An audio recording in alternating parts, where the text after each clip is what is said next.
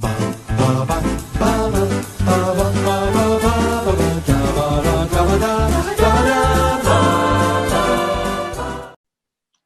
I'm Thomas Carruthers. I'm Will Leggetter. And today we are joined by two lovely guests. We are in the middle of Block 8. We are about... no. We've got Wedding Crashers next week before that. But today we are picking a spot on our chins. Ew, yes, stop that. I felt it, I caught it, and it was... Just stop it. It's moving your hand away. It's not a big spot, it's just like a little... It'll get caught. Stop! For your audio listeners, that's the lovely voice of Katrina Unitt. Katrina, how are you today? I'm fine. Thank you for asking. It's all right. It's a script. Becky, how are you? Oh, and we also have Becky. Becky, how are you today? Yeah, I'm okay. It's a plodding along day, it seems, for everybody here at Carruthers. Well, this is a Virgin watch. Yes. And I was rather quite surprised that this was a Virgin watch, because this is remarkably up your street. We're both big sad boys. Me and Will are both big. Anybody who listens to the show knows we're both big sad love boys. Will is obviously, of course, in a wonderful relationship with one of the guests today. I won't say who. What? Not me. I would like to preface. With the wonderful Becky. And so it's a different kind of sad boy energy. And the energy is happy boy, happy relationship boy. But we are both, I think that I rewatched the When Harry Met Sally episode, and basically Becky just came for us both and said, you believe in too much, you watch too many movies and your ideas of love. And then it's obviously really came to head in the About Time episode where Katrina My new name. Katrina, and both of you actually. This is the About Time crew, also known as the Katrina and Becky have the exact same taste in film. Everything basically. Taylor Swift and movies, and this is the 4G crew, and don't like that. This is the 4P. Just carry on. I don't know what to say. Where was I? Katrina threw me off. Will, what's the film? It's 500 Days of Summer. I love the Smiths. Sorry? I said I love the Smiths. You've good taste in music. You like the Smiths? Yeah. To die by your side is such a heavenly way to die. I love them.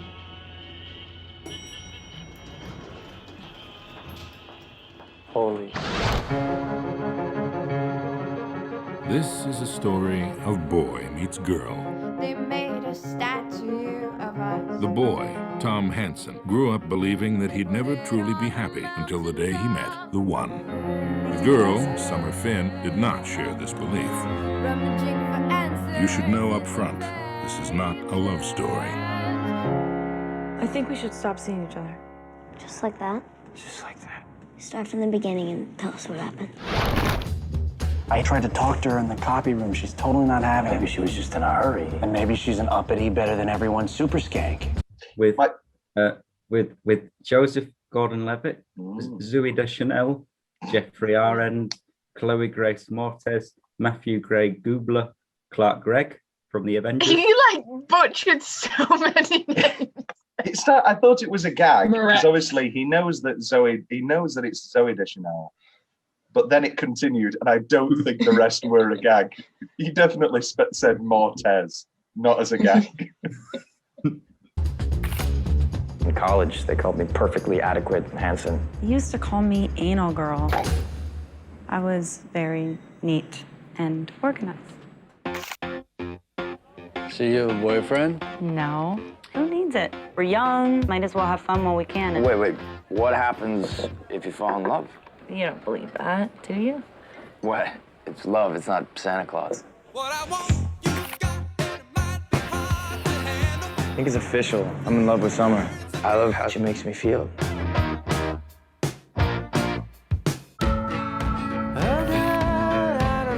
Did you ever even have a boyfriend? Of course. What happened? Why didn't they work out? What always happens?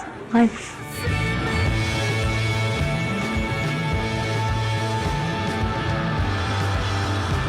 But get over her. I don't want to get over her. I want to get her back.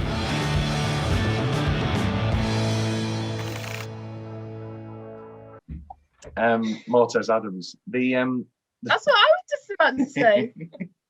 Anyway, my point being is that I was really surprised that this was a virgin watch for you, because this is really, really up your alley.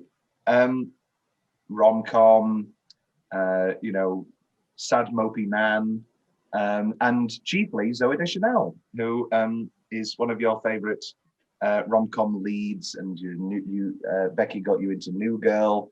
I think it's fair to say we all love Zooey Deschanel. I'm dressed as her right now. And you look marvelous. Yes, it's like she's in the room. Audio listeners, you're missing out. Audio listeners, go to YouTube, and then at this point, listen to it twice. Listen and watch. I think we're also all big New Girl fans as well. I think. So where's Zooey Deschanel now? I want to start with this. What's happening? I know she's had children and that she's married. No, she's not married. She's divorced. Oh yeah, she is divorced, and now she's with one of the Invest dating twins. one of the property brothers. She's dating a property brother. Absolutely out of left. And they met on James Corden's Carpool Karaoke. Oh, that is a shame. It's bad. He's not even like this. Obviously, there's two property brothers. Well, there's technically three, but there's two. Which one is it? With the better looking one. She's with the kind of weirder looking one. One of them's gay. One of them does. No, there's not. I'm sure they're one of them both is straight. gay. They're Well, my both mother's been straight. telling me very different things.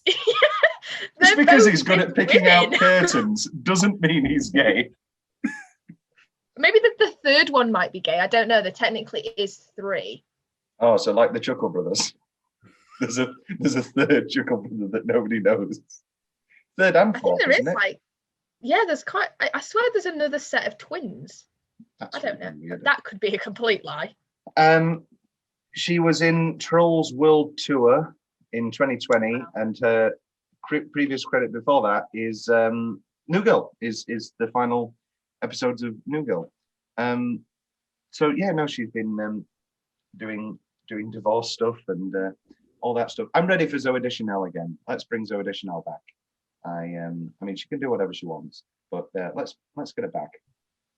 Because also, Will, she's in Yes Man, which is another one of your favorite movies. I love Yes Man. I love Yes Man. Yeah, good. I like Yes Man too. Yes Man, enjoyable. One of her first credits, she's also in The Hitchhiker's Guide to the Galaxy. But obviously, I think the moment that we all, I say the moment, it was 2003, so we all saw her as children. But obviously, I feel the start of the Zooey Deschanel rom-com lead is Elf, which she's wonderful in. She's a blonde. She is a blonde. 30-second tangent, blonde or brunette, go. Will? Brunette. Yeah, I don't even think it's a conversation. I think she looks very good in Elf. But the Zooey Deschanel vibe is. Well, of course, I think she looks. Do you not like the blonde bob in Elf? It's just you, blonde women. I like blonde women. That was the comment I was making.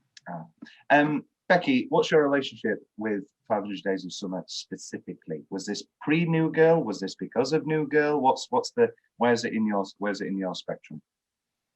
I think I just watched it as it came on TV or something. So I watched when you kind of watch the end of something that you just spontaneously find on TV. And then at another time I watched the full thing. So I have seen the full thing before watching it for this. And yeah, it was strange because I went into it not really remembering a lot of the plot, but obviously through watching it, I was like, yeah, it's all coming back to me again. And I did enjoy it. We'll come on to discussions later. I was going to say, because we are in the middle, I think we're in the middle now of a sort of third wave now of criticism of the film. Whereas there was the big wave of criticism of why Tom's the villain, why is why Summer's ridiculous, but also, and Tom's a horrible person. Why are we rooting for Tom? However, I would say that's the second. No, I say that's the second wave of this film. The first wave is that Summer's a bitch. Yeah. Tom's a hero. She didn't deserve him, and he was completely like done dirty, and he was an idiot and things like that. I've never seen it. Then the second wave is, oh, actually Tom's the villain, and she's the hero, and now it's a bit more like grey, I would say. I'd say for me the third wave is. Oh, sorry, go on, Becky. My issues with it are more from like kind of a sexist feminist standpoint, but I don't know whether you want to leave them for the what's the change part, because I've got a whole load of like things to discuss there. Well, we'll park it there then. We'll start with the bits we liked, and but I was going to say for me the third wave has always been my wave, because now the third wave is agreeing with the second wave, saying that that was the point the whole time, is that's how the movie's been made. The writers, director, and they know that Tom is this lovesick puppy who's a bit, demanding and controlling at times, and that because that's how I've always seen the film. I've never seen it as this. I've just seen it as a pretty, realistic representation of that sort of character in the Tom. There's no like hero and villain. It's literally it's real characters. And so the waves of people putting that on the film and then taking that away. But now I've always thought it was pretty. I think because Will's never seen it before, I'm kind of interested in what his current wave is. What did you know, Will, if anything? All I knew was that at some point she says they used to call me anal girl, because that's all. Great gag, say. Yes. But other than that, I knew nothing at all. So I was a complete blank canvas. All right, and it was an emotional roller coaster to start with. It was very nice. I guess because I relate a lot to Tom. He does a lot of the things that I do. He likes to draw buildings, and that's it. Now I think you can look at it from both points of view. I think it's because the story is told from Tom's perspective. That's where a lot of the waves come from. That's my opinion. I think I saw a really interesting thing online that said that Summer is essentially a MacGuffin, and she's there just for his character development. Yeah. But then also she sort of has her nice. She has a character development too. She has an arc, and I like a bit that it creeps up on it, because again we're so focused from Tom's point of view that we're all on Tom, and then the little things, and then her.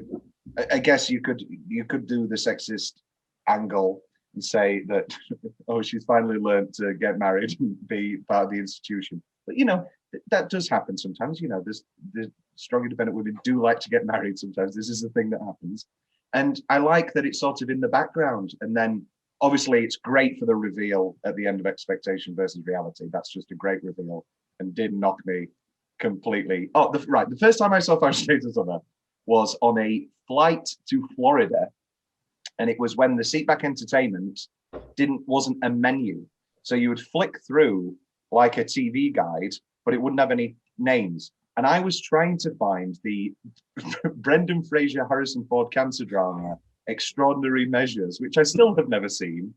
And I saw this man smashing plates, and I thought, oh, this must be it. They must have found out. I've missed the first 5 minutes. And then I watched this movie, and I completely fell in love. It's like, oh my God, he's called Tom too, and he's sad, and he's lonely. Oh, he's called Tom. How old were you? I think so. How old were you? I would have been 10, because they go on planes. I was 10 when I watched it. Yeah. What was your 10-year-old? Do you remember that, but you don't remember my birthday? Can someone please understand? I don't. I Really, was oh, go on. I was in France.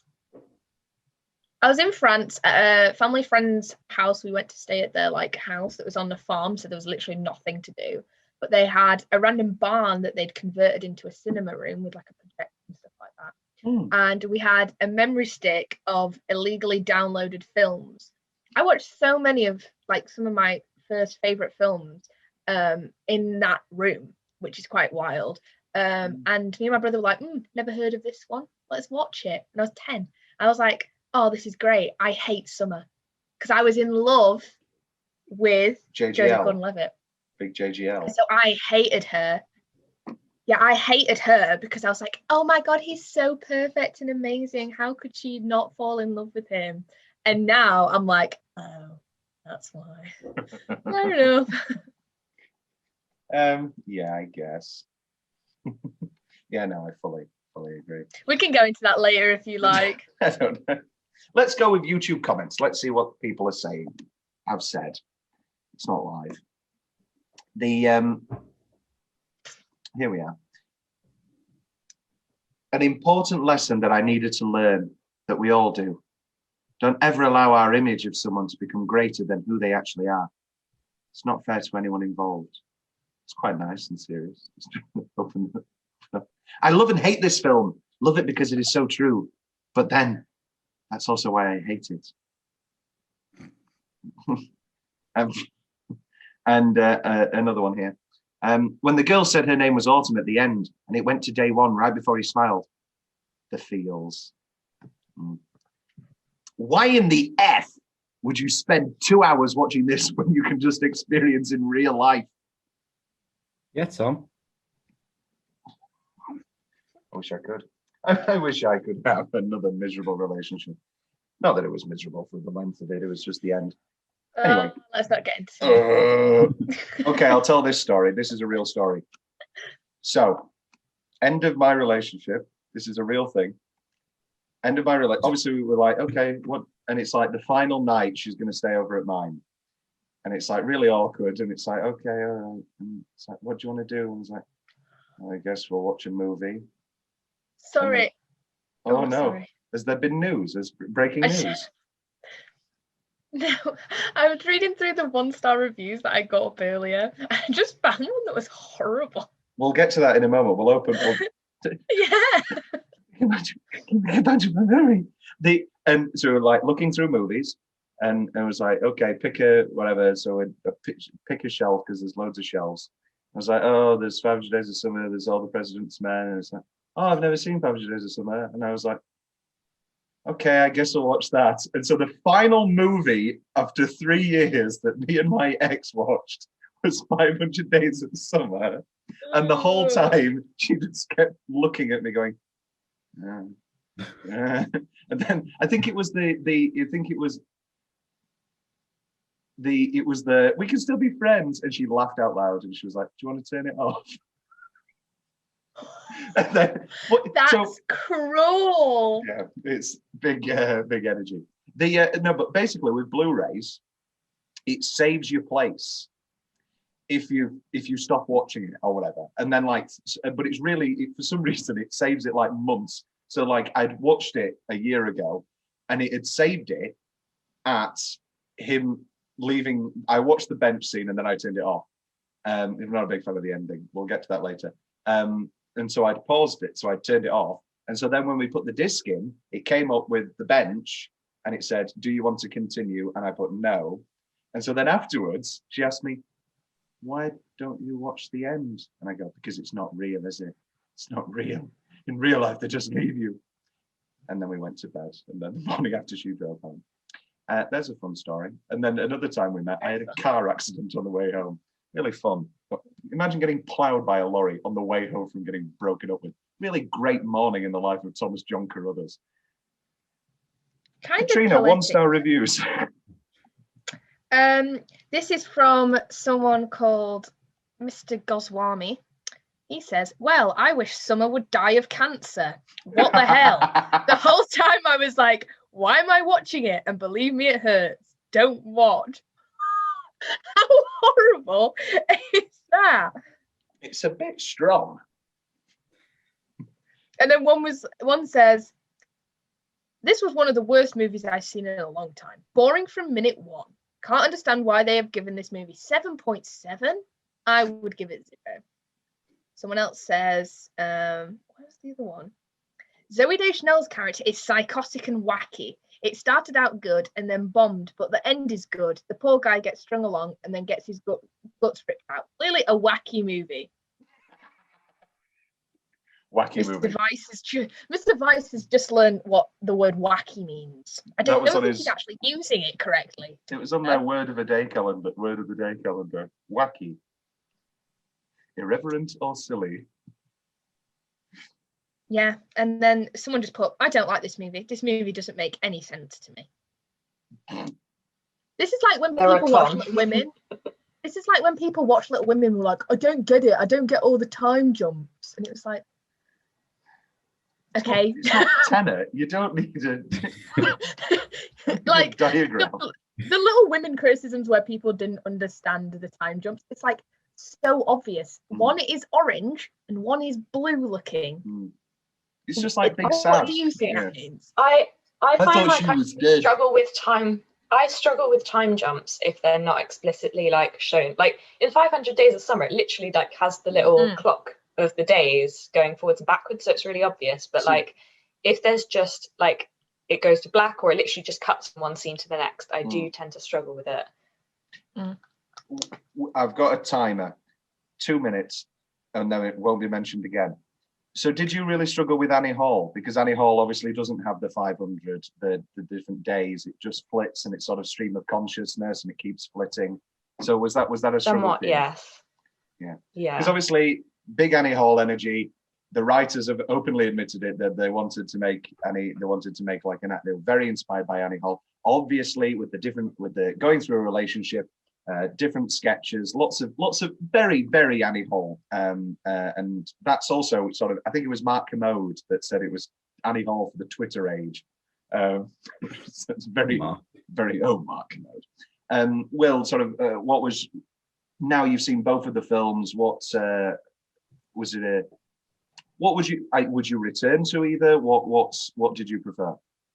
It's funny you mentioned Annie Hall because I never thought about that until now, and then it makes sense. But I'd return to this movie any day over Annie Hall. Do you remember when you watched Annie Hall and you said to Becky halfway through, you're like, "I think this movie has been made for me," or what did you say? You said this movie might be the best movie ever made. I did. And now? Oh no, Katrina, you can pitch in because that's the one Woody Allen movie you've seen. No, I've seen a few.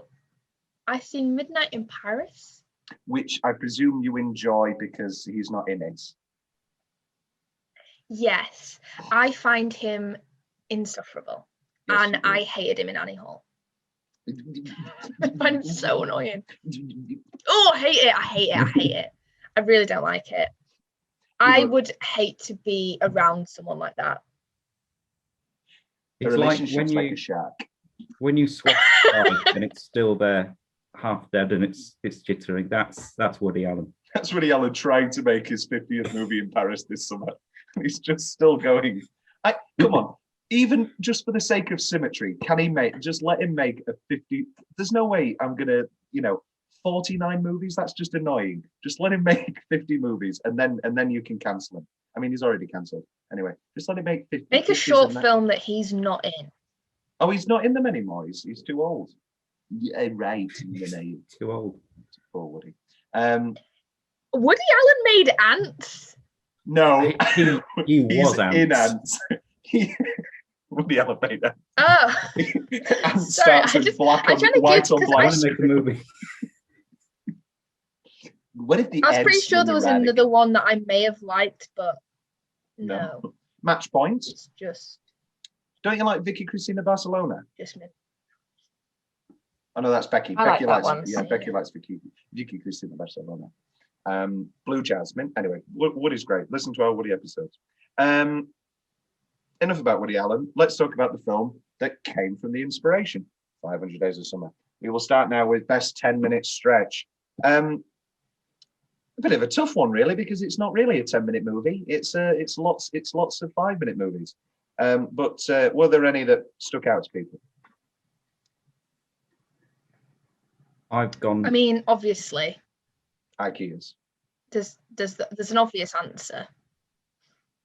Sad Boy, final 10 But I'm not. minutes. Oh. No, the obvious answer is expectations versus reality. That's the obvious answer. Yeah, into best 10 bench, minutes. excluding happy architecture montage.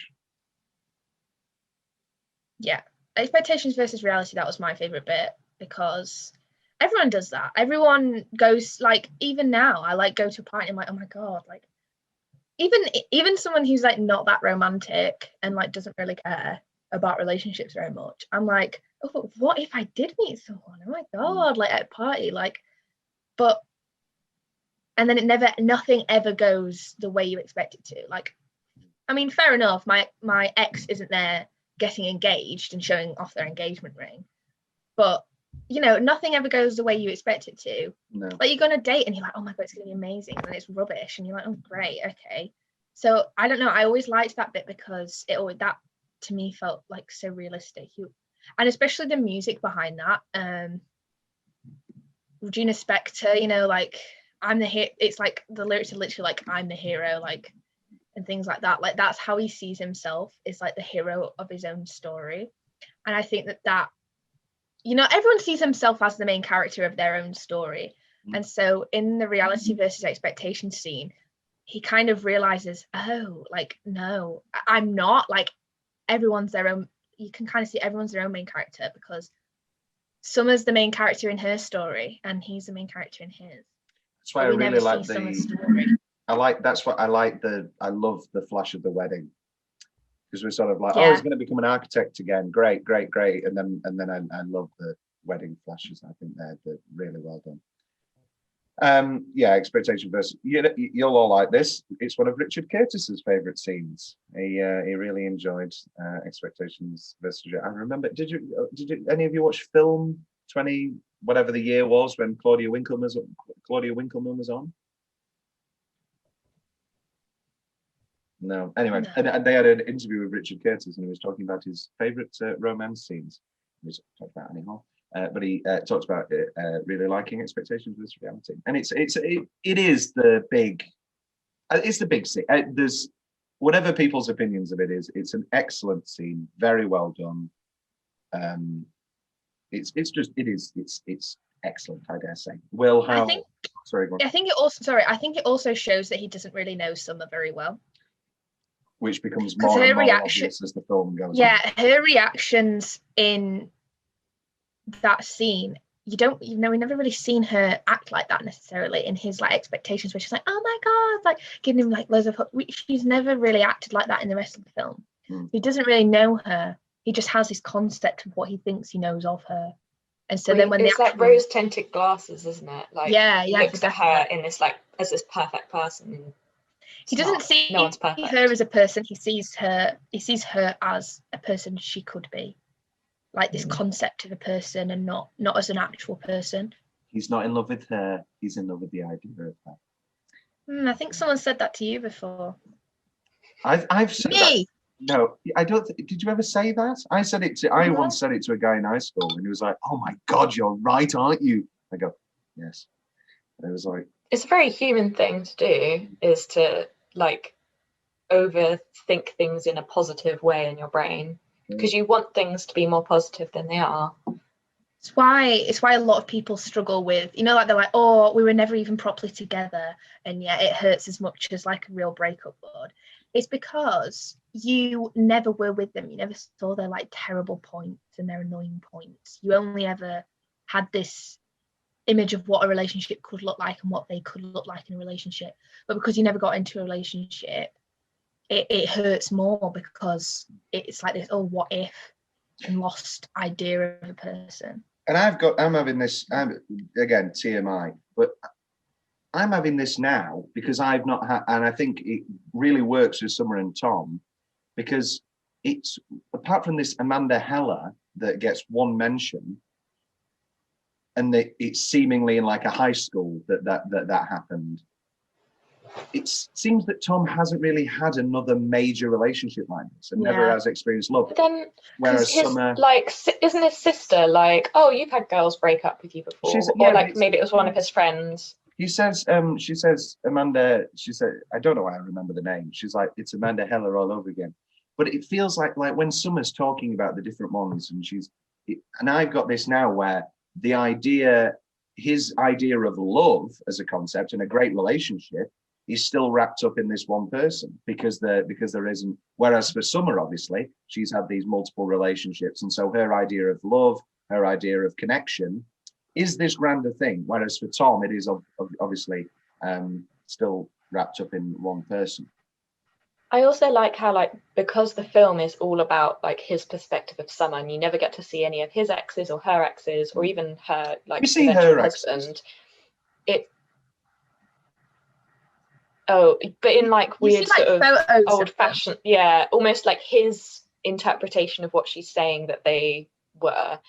And I think it's quite cleverly done, because in a sense that that kind of reflects what his mental state is probably like his entire world in that moment is Summer, and he doesn't even think of his ex, but then his friends were like, oh, it's another Amanda situation. So it's clearly happened before. He's had this whole oh my god, I'm in love, she's perfect, wow, and then the big crash at the end. But he doesn't even think of that because his entire world is now Summer. And I think that's, again, a very human trait, is a lot of people will completely lock on to one person. And even if you've had the exact same situation in the past, it's gone because you're so caught up in that one person. Wow. Very poignant. 10-minute stretch. I knew this was going to happen. Do you want to read? This is the description I wrote. What about Will's 10-minute stretch? Can I speak? I'll let you. We'll let you. I thought the karaoke stretch was very nice because we got to learn a bit more about everyone, and we had some wonderful singing. Joseph can sing. Zoe can sing. Well, we know Zoe can sing. It was great. She sings everything. She does. She's in something, she's singing. Write the theme tune, sing the theme tune. I've just come up with a new Tom's Big Question. But yeah, that scene at the sort of bar table when they're discussing the concepts of love, I think that's really fun. And that's one of my favourite lines as well, where they're on about Springsteen. She's like, oh, I named my cat after Springsteen. Oh, what you call it? Bruce. It's very good. Great gags. It's a really funny script. No, I like that scene as well. It's quite cute. I like it, but there's a lot of issues I have with it as well, which we will come round to. I have issues that come from a place of media theory, and I've just done a dissertation on how men perceive women, and now I'm yeah, I think you're on the same. Yeah, it does very much feel like I'm going to write this strong, independent woman character. Look at me, I deserve a medal. Maybe that's too cruel on the writers, because I don't know if Summer is this cardboard cutout, but some of the ways that they make her character in that scene sort of feels like no, she's cool, she's independent. However, I would argue against Summer being a manic pixie dream girl. I'm going to argue against it. Yeah. And because go on. A lot of people will say that she is, but I disagree. I wrote an essay on it in first year about how, if anything, 500 Days of Summer is kind of a deconstruction of the manic pixie dream girl, and the whole idea that she isn't perfect. And actually, one example is in the IKEA scenes, the 2 IKEA scenes. In the first one, they're making these jokes and stuff like that. And for Tom, that's a big, big moment. It's a huge moment. And then in the next IKEA scene, he makes a joke and she doesn't get it because it just wasn't a big moment for her. She never deeps it. It was just a trip to IKEA, whereas he did. And she's not perfect. She doesn't remember nice stuff about people and things like that, whereas manic pixie dream girls, they do remember stuff like that, and they're there to complete the main character, whereas Summer doesn't, because Tom's idea of love is so weird because you're also called Tom. Tom's idea of love. Yeah, is I was that, talking about him earlier, and I felt like I was going insane. I felt like talking in the third person. Tom's idea of love is that you meet someone who completes you, and they're your soulmate, and they complete you as a person, and you're not a person until you meet them. And then my Tom's idea, opinion is also the same. We need to from this point on. We call him JGL. That from now on. No, I'm not going to remember that. JGL, anyway. Joseph Gordon-Levitt. I don't care. Film Tom and non-film Tom. People call me Film Tom. I'm going to call you Thomas. I'm going to call you Thomas for the remainder of this. Anyway, whereas Summer's concept of love, she doesn't really have one, but my concept of love, and I think what this film kind of expresses, is that you don't meet someone who completes you because you are your own person. They're their own person. You're just two people who come together and make two, rather than two people come together and make one. You're two people, two separate people. You have your own separate lives. And like whenever Tom talks about or to Summer, one scene that grinds my gears now is when she's like, oh my God, I've never told anyone this before. And he makes it about himself. He's like, wow, Tom knew when he was listening to her talk that she'd never told anyone this before. And then he literally says, I guess I'm not just anyone, or something like that. And I'm like, yeah, he does. Yeah, that is bad. This is one of my notes. I literally wrote down, like, any guy who thinks, like, when he gets a girl's wall down, that he deserves her because he's made it through that wall. No, like, I had such a cringe reaction to that. It was like that in my opinion was the whole point, that his relationship with Summer wasn't about Summer, it was about him. It's about him. Even when she's telling him her deepest, darkest secrets, which, by the way, people do to their friends all the time. I'm not saying that they were friends at that point, they were clearly more than friends, but he makes it about himself and is like, guess I'm just, the greatest guy ever because I'm listening to her talk about something she's never said before, and I'm going to make it about me, not her. And he wasn't even listening to what she said. That was very noticeable this watch. Yeah. We don't even know as an audience what she said because Tom isn't listening. All Tom can hear is, oh my gosh, she's telling me something she's never told anyone before. I'm special. I'm special. Our relationship is so special. That's not the reality. The reality is that she felt comfortable enough to tell someone something. And it's probably because she's moved to an entirely new place and she doesn't feel like she has to be whoever she was back where she lived before. And so now she's meeting someone and she's like, oh, it's safe to tell them this thing about me. And he doesn't even listen. Oh, it makes me so mad. So for you, the narrator is Tom's voice? Yeah. Tom, it is about...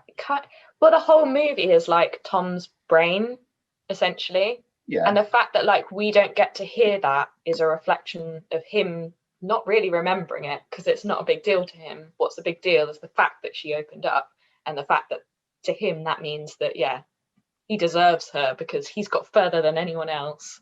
I wonder if there was ever a discussion early on about having JGL be the narrator instead of Richard Montbrand. I think it'd be too on the nose. Yeah, it'd be on the nose. And also I like the narrator. I like the narrator. I didn't hear what Will said. James Earl Jones. I didn't hear what he could narrate anything. Okay. What do you think, Will? I agree with everything said. Great, thank you. Speak, god damn it. What do you think? I'm sat here waiting to do. I've got all my categories written down like we usually do in a podcast, and I've got we're just tangenting. I've got all my. Well, we will finish. Well, we will be efficient and we will be structural. Back to 10-minute stretch. I like both IKEAs.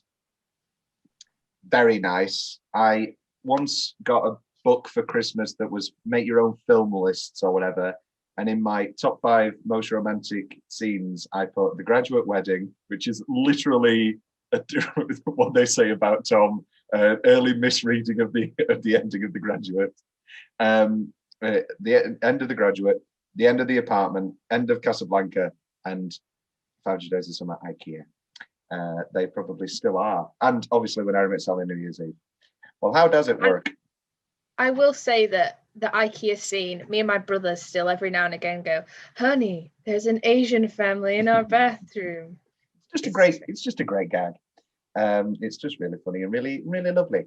And also I feel I think they are so close to their little gimmicks and their little falling in loves being insufferable. Like if that IKEA just goes on for a little bit longer, or they just run for just a bit faster and more boisterous, they immediately become insufferable. And it's the same with the penis scene, which we'll get to. But they are just so close to being annoying. But the charm of Zoe and Joseph, when he is charming, because he is charming at points, I don't think there's a point where we don't think, obviously, I don't think there's a point in the movie where we don't believe them getting together. I think we believe them breaking apart, but I don't think there's a point where we ever go, why the hell is she with him? Why is he with her? A little bit, kind of, but also he annoys me a little bit, but especially because, like, so this is why the ending scene, I know you hate the ending scene, whatever. The ending scene is important because he asks Autumn out. He says to Autumn, would you like to go and get coffee? And he's not that, he's a little bit bothered, but he's not like gonna kill himself because she initially turns him down. But when he's talking about Summer to his friends go, why don't you just ask her out? And he goes, no, I can't do that. Why not? I couldn't be with someone like that. I want to be with someone more proactive. I read something online that was like commenting on the fact that one of his negatives earlier in the film is the fact that he has like no confidence, or like he won't put himself out there and he won't make things happen. And I've had loads of conversations with friends about this, how like people who are constantly like, I want a relationship, but just like sit there and don't do anything about it, you're never going to find a relationship. You literally have to actively go out, meet people, or like ask people out, or just try and speak to people in order for those things to then happen. And in the first half of the film, he's trying to let things happen. Tom, not Thomas, Tom, film Tom. Not film Tom, but film Tom. She's making a big preface because it's going to be close to something in my real life, so she's making a preface. No. I'm just saying he expects things to happen to him. He expects love to happen to him, and it doesn't. Because that's how I feel. Also, though, I'm gonna be in Tom corner, film Tom, whatever. I'm gonna be in Tom corner. He works with Summer, so in the back of his mind, that does kind of turn a switch of, well, she'll always be there. Also, actually, I've got another thing that really pissed me off about Tom. I've just remembered. Whereas Autumn obviously is this flash in the pan thing. He needs to say something there. I dropped a number like last month. Didn't come to anything, but I knew that's the only time I may see this woman. So whereas he lives with Summer. He works with Summer, and so that's maybe always going to be there. Maybe it's a party, maybe it's a karaoke, and something happens there. So maybe that's his thinking. I understand completely look at me, I've got no confidence. Look at me, I've got no agency. But he never wants to ask her out, but then he gets really angry. Oh yeah. When he goes, oh, how was your weekend? And she goes, it was good. Good. And he's like, oh, slut. But he won't ask her out, but he'll get annoyed at the idea, the concept that has been neither confirmed nor denied that she'd had sex.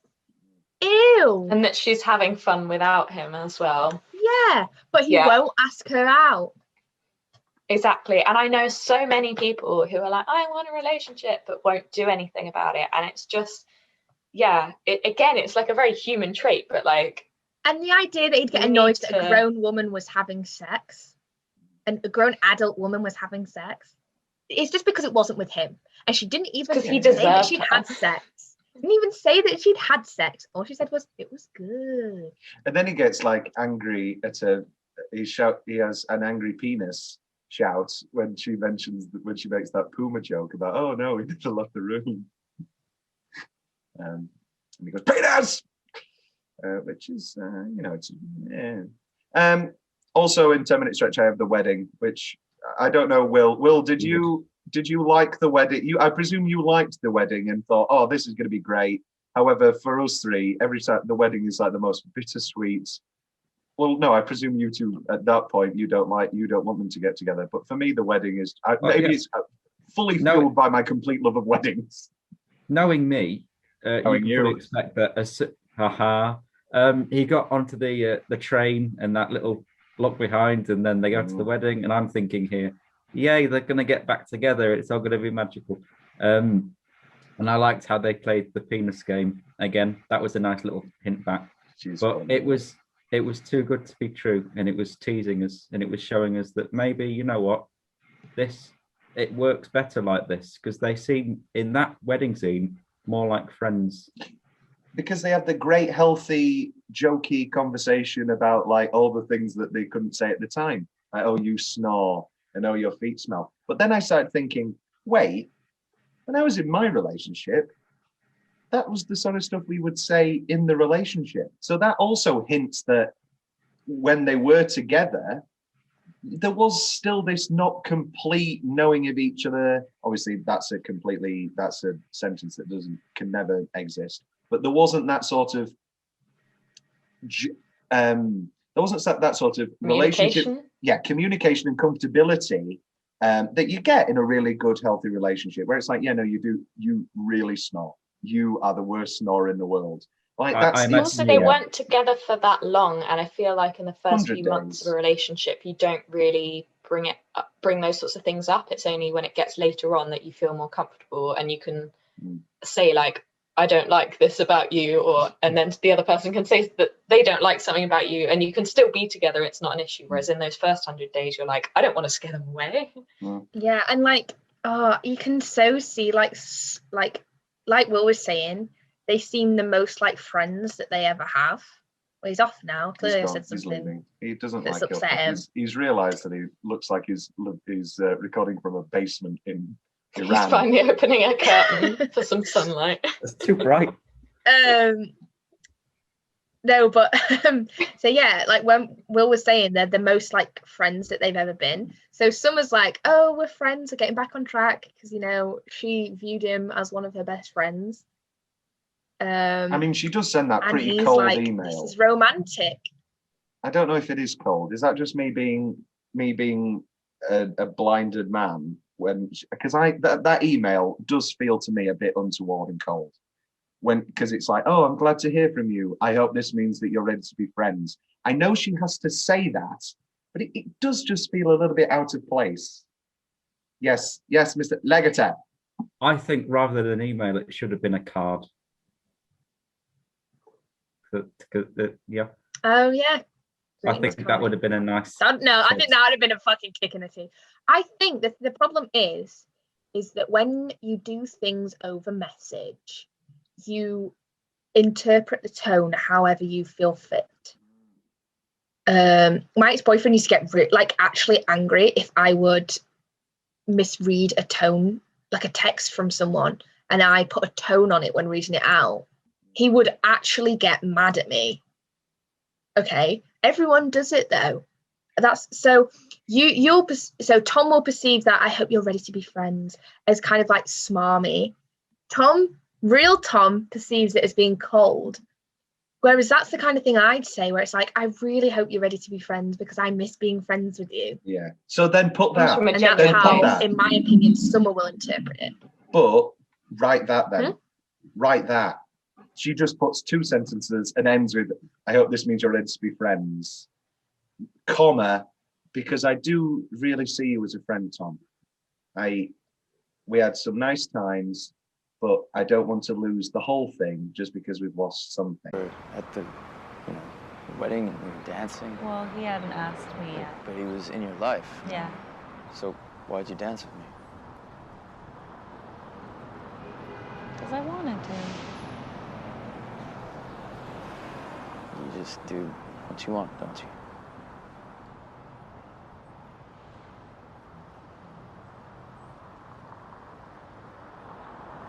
You never wanted to be anybody's girlfriend, and now you're somebody's wife. surprised me too. I don't think I'll ever understand that. I mean, it doesn't make sense. It just happened. Right, but that's what I don't understand. What just happened? I just woke up one day and I knew. Knew what? What I was never sure of with you.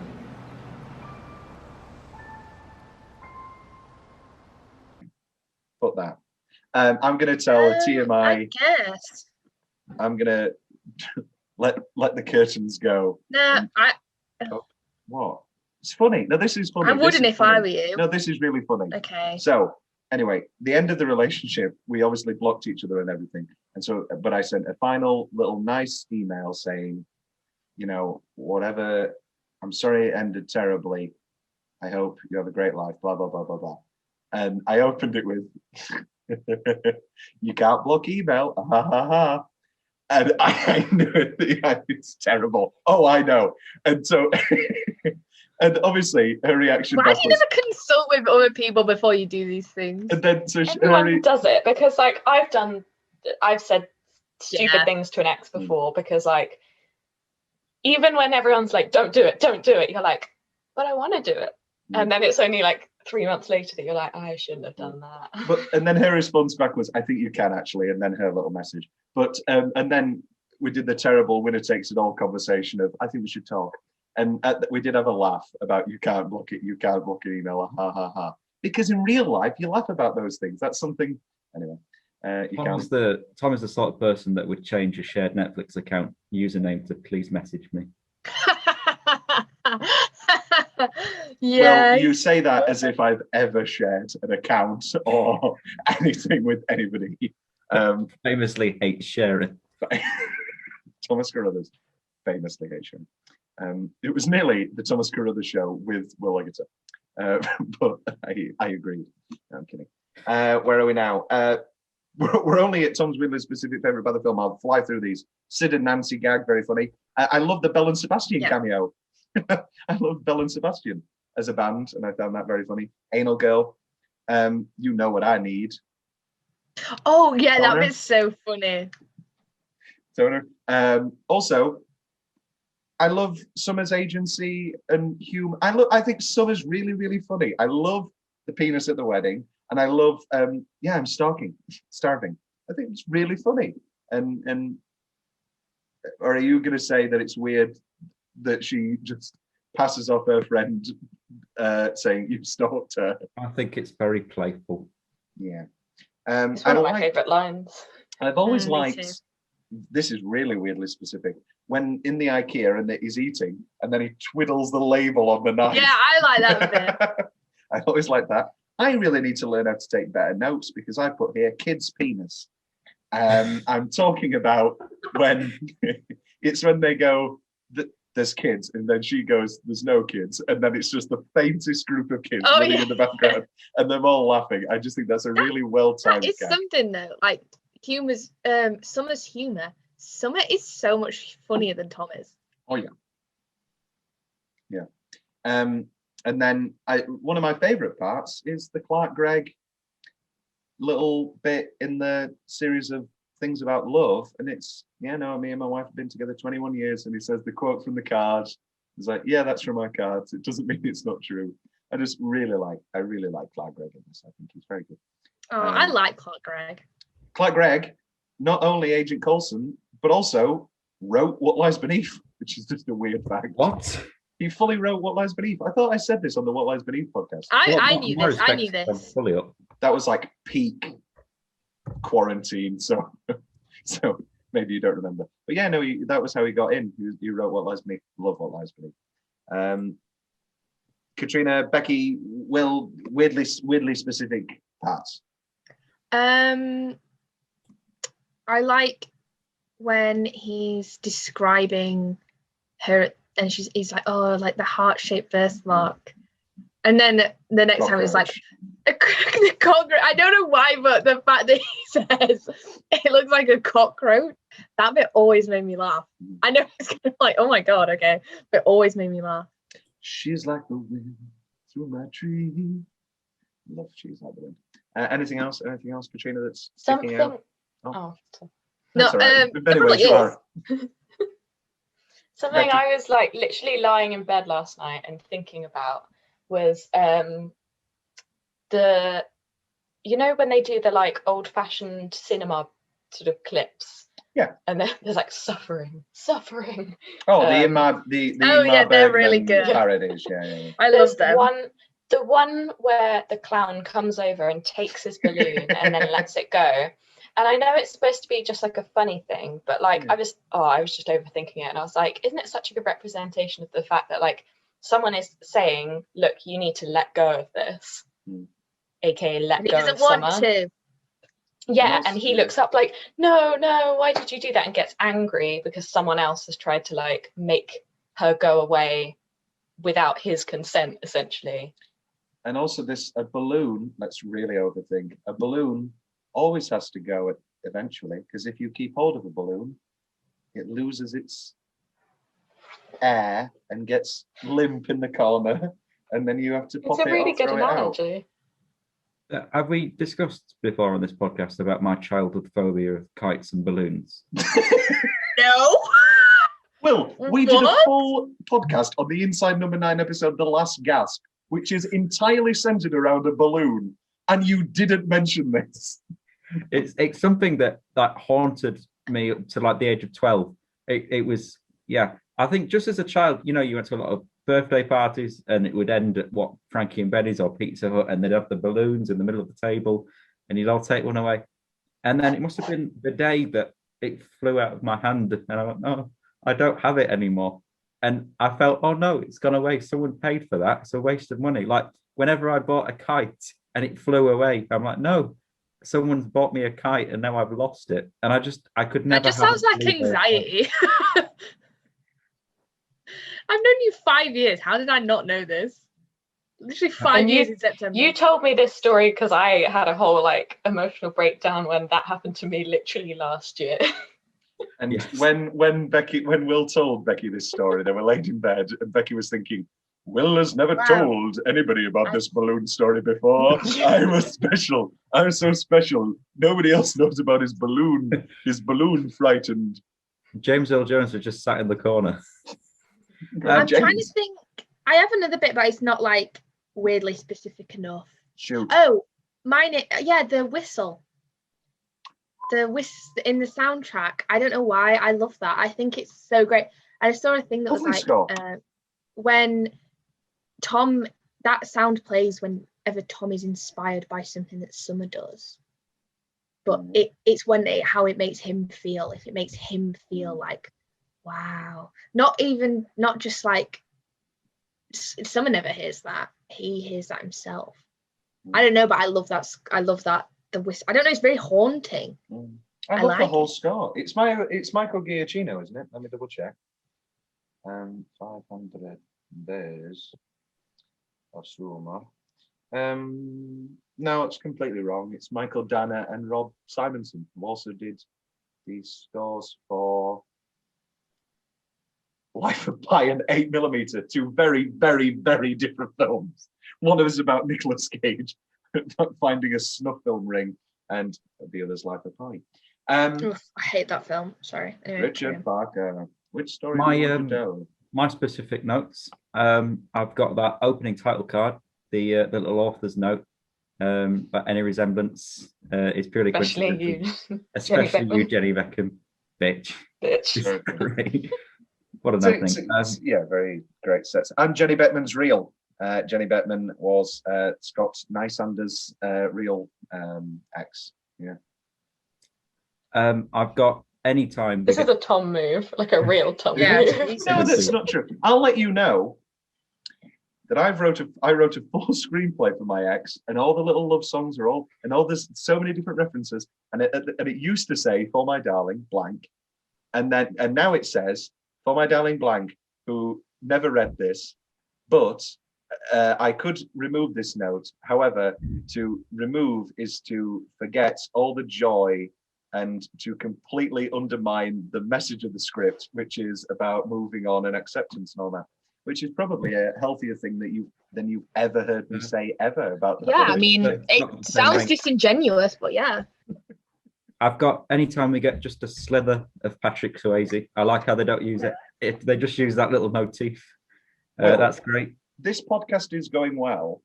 However, I think we should stop it and start a new podcast called Slither of Swayze, where every week we only watch a minute of a Swayze movie. Like, oh, today's just the bit in Day Dancing where he's topless and they're in bed. And they'll still be 3 hours long. I've got the moment where they take the drunk friend away and he's like, oh, he likes you. And she's like, oh, is that true? And there's just that moment and nothing happens and she just walks off. I love that. And then that's followed straight after by the photocopier kiss, which is magical. Very nice, yeah. I didn't like that scene. I really didn't like it. Which one? Photocopier or very... are they will they won't they kiss? In the like photocopier room. It's very big, sudden. Very unprofessional. Yeah. It does feel very fantastical. So I felt uncomfortable with it. Yeah. And it wasn't because it was at work. It was like the way it was done. I don't know. It's very sudden. Could you look at it like Joaquin Phoenix?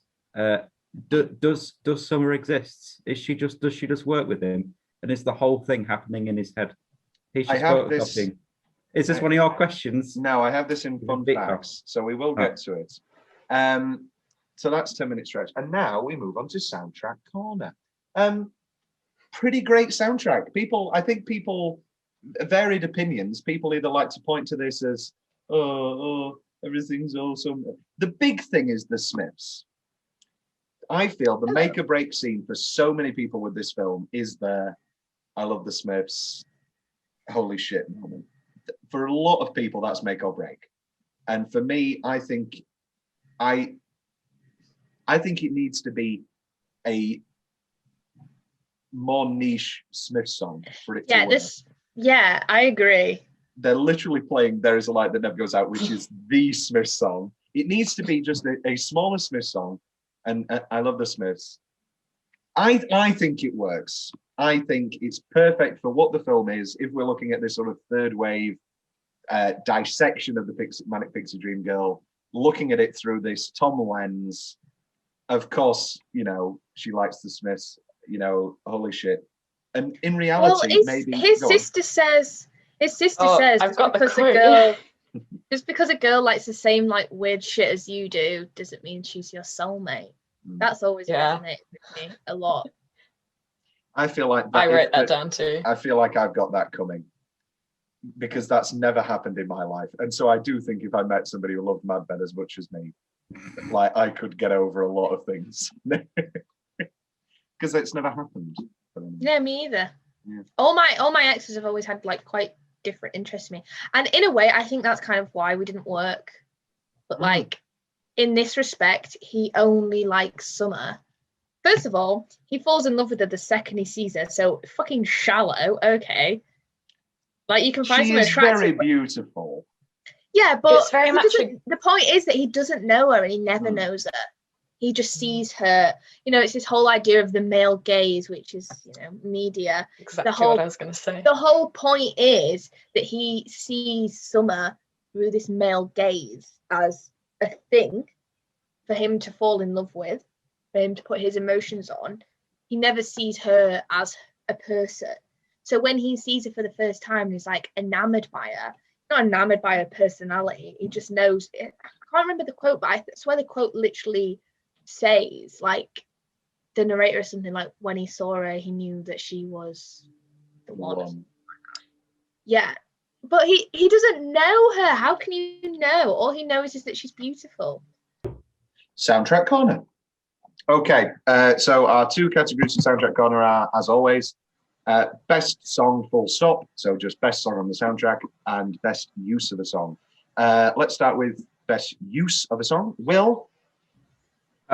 You make my dreams come true. Do do do do I mean, if I could just Incredible. talk about that, I mean, it's definitely in my favourite minute. Yeah, we'll talk but about this now as a sort of scene as well as the song. Yeah. I mean, it's everything I love ever, and it's very reminiscent of that scene. That's how you know from Enchanted. It's that very magical. Yeah. Everyone just can dance all of a sudden. It's all in the street. That's yeah. Well, it's Very again, it's a Enchanted reflection of energy. him being like, I've just had an amazing moment, musical number, because that's how the films go. It's like him living his perfect film life. I mean, that does sometimes how it feels.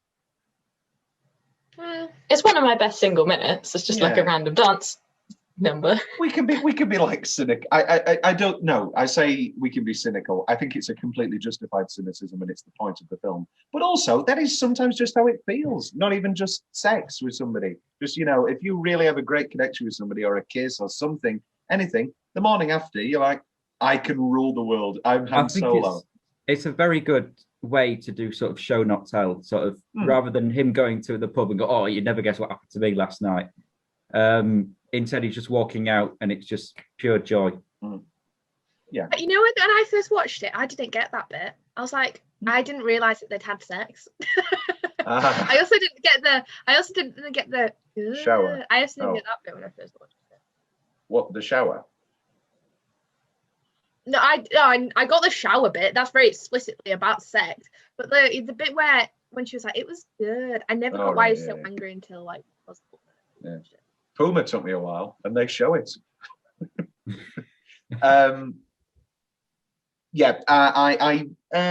Best. Yeah, maybe that. I already talked about my best use.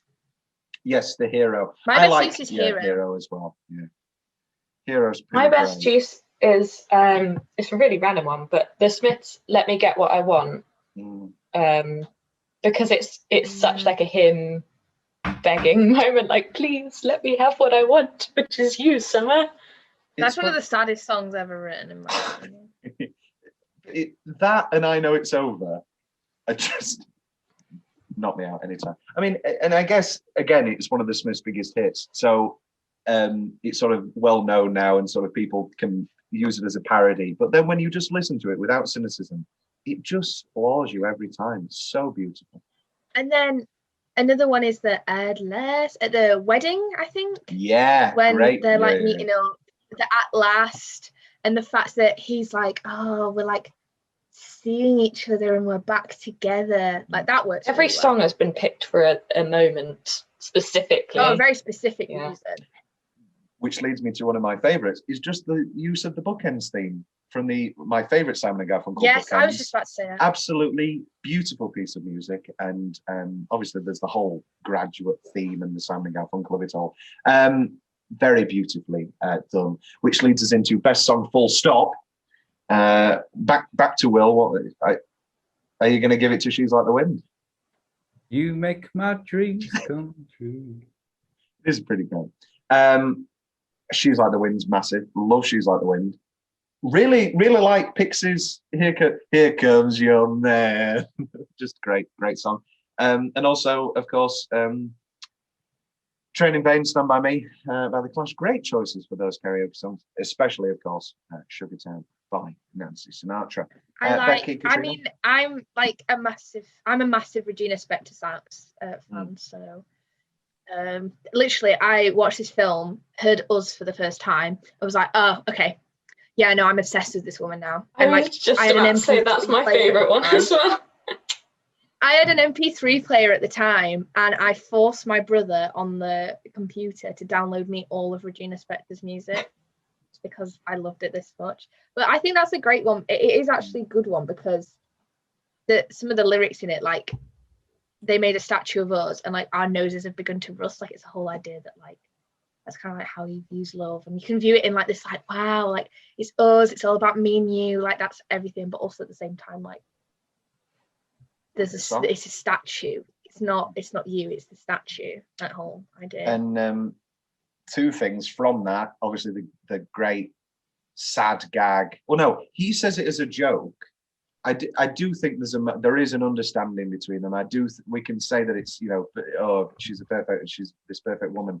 But when he does the gag in Expectation versus Reality of, You know, I always thought, why make something disposable like a building, when you can make something that lasts forever, like a greeting card? And everybody laughs, but lovely moment from Zoe of just drinking her wine and going, this man is not at rock bottom, but I do feel I could never save him, because nobody can save him at this point. He is going through some stuff, and I hope he has his architecture. And also, obviously, the great card when he's on his one of my single minutes, when he's on his sort of, I can help everybody, I can do absolutely everything, and he looks at her and I love us, and then obviously the song is Us, and obviously nice, which takes us away from Soundtrack Corner and takes us into Oscar Travesty, which I haven't got up. And I don't think, I don't think it's an Oscar. I don't know. No. I don't know. It's not an Oscar type film. It's an indie film. It was an indie film.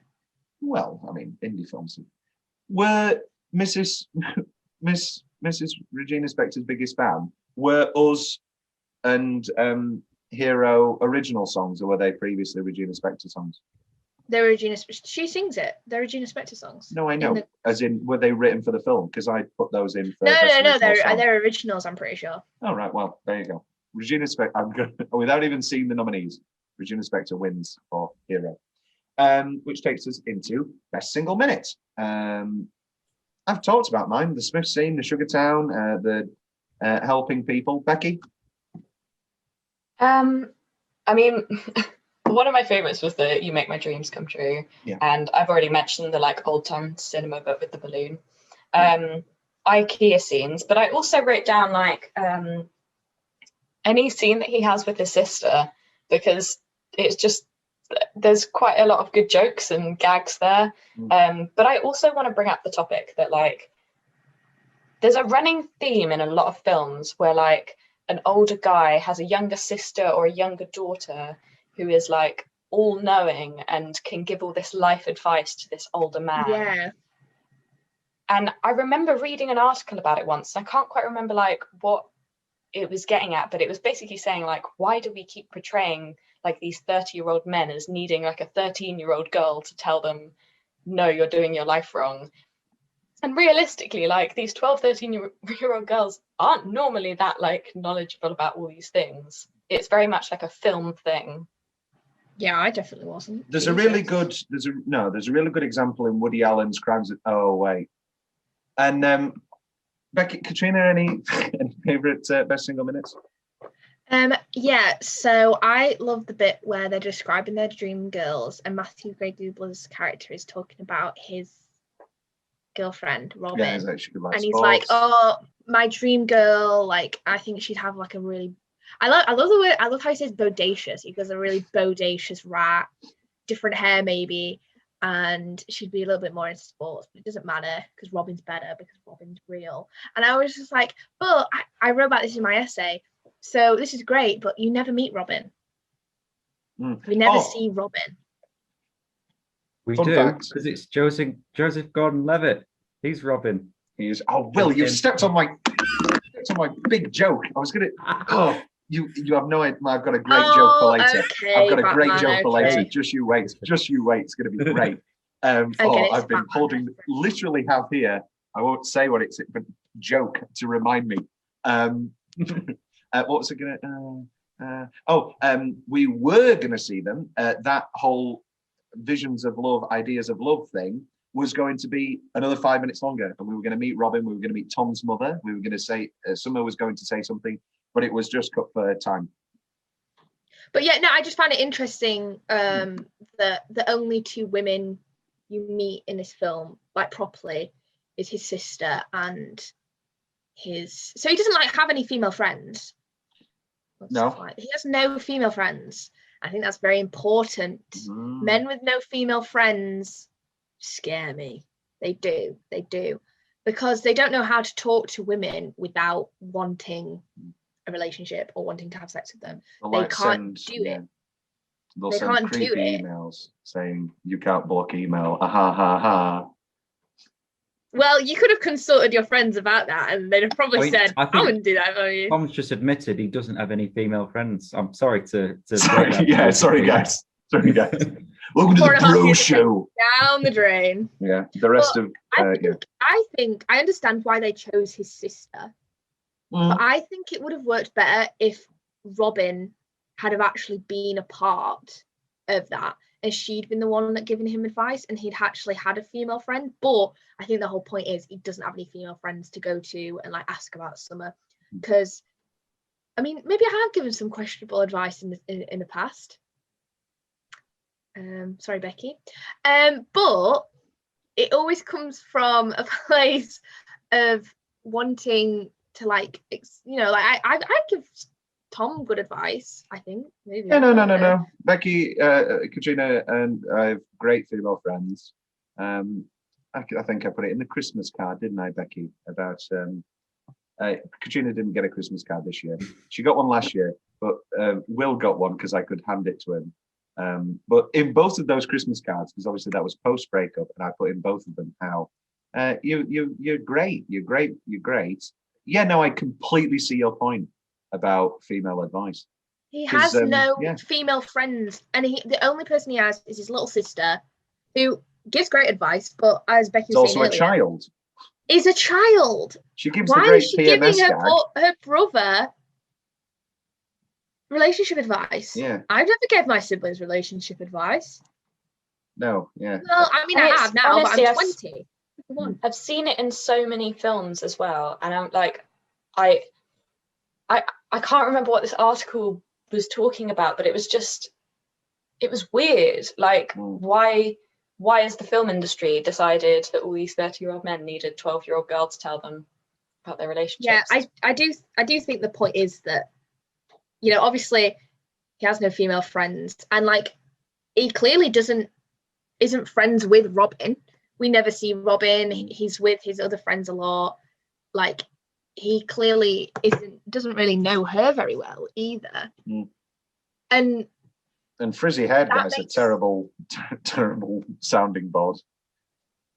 But that makes sense, is that he's in love with Robin as a person. That clip, he's in love with Robin as a person, not who she could be, or not someone else because of that's his opinion of what his dream girl should be. But he likes Robin because of who she is as an actual person. Whereas I think in another, I don't know if it's in this scene or another scene, where Tom says, "Oh, I like the way she makes me feel." So he doesn't. He literally always brings it back to himself and how Summer makes him feel, not who Summer is as a person. I think it's interesting that not only do we not see Robin, but we never see Robin and Tom in the same room at the same time. Sorry, I'll just keep doing these. Because Joseph Gordon-Levitt plays Robin in the Dark Knight trilogy. It's a good joke.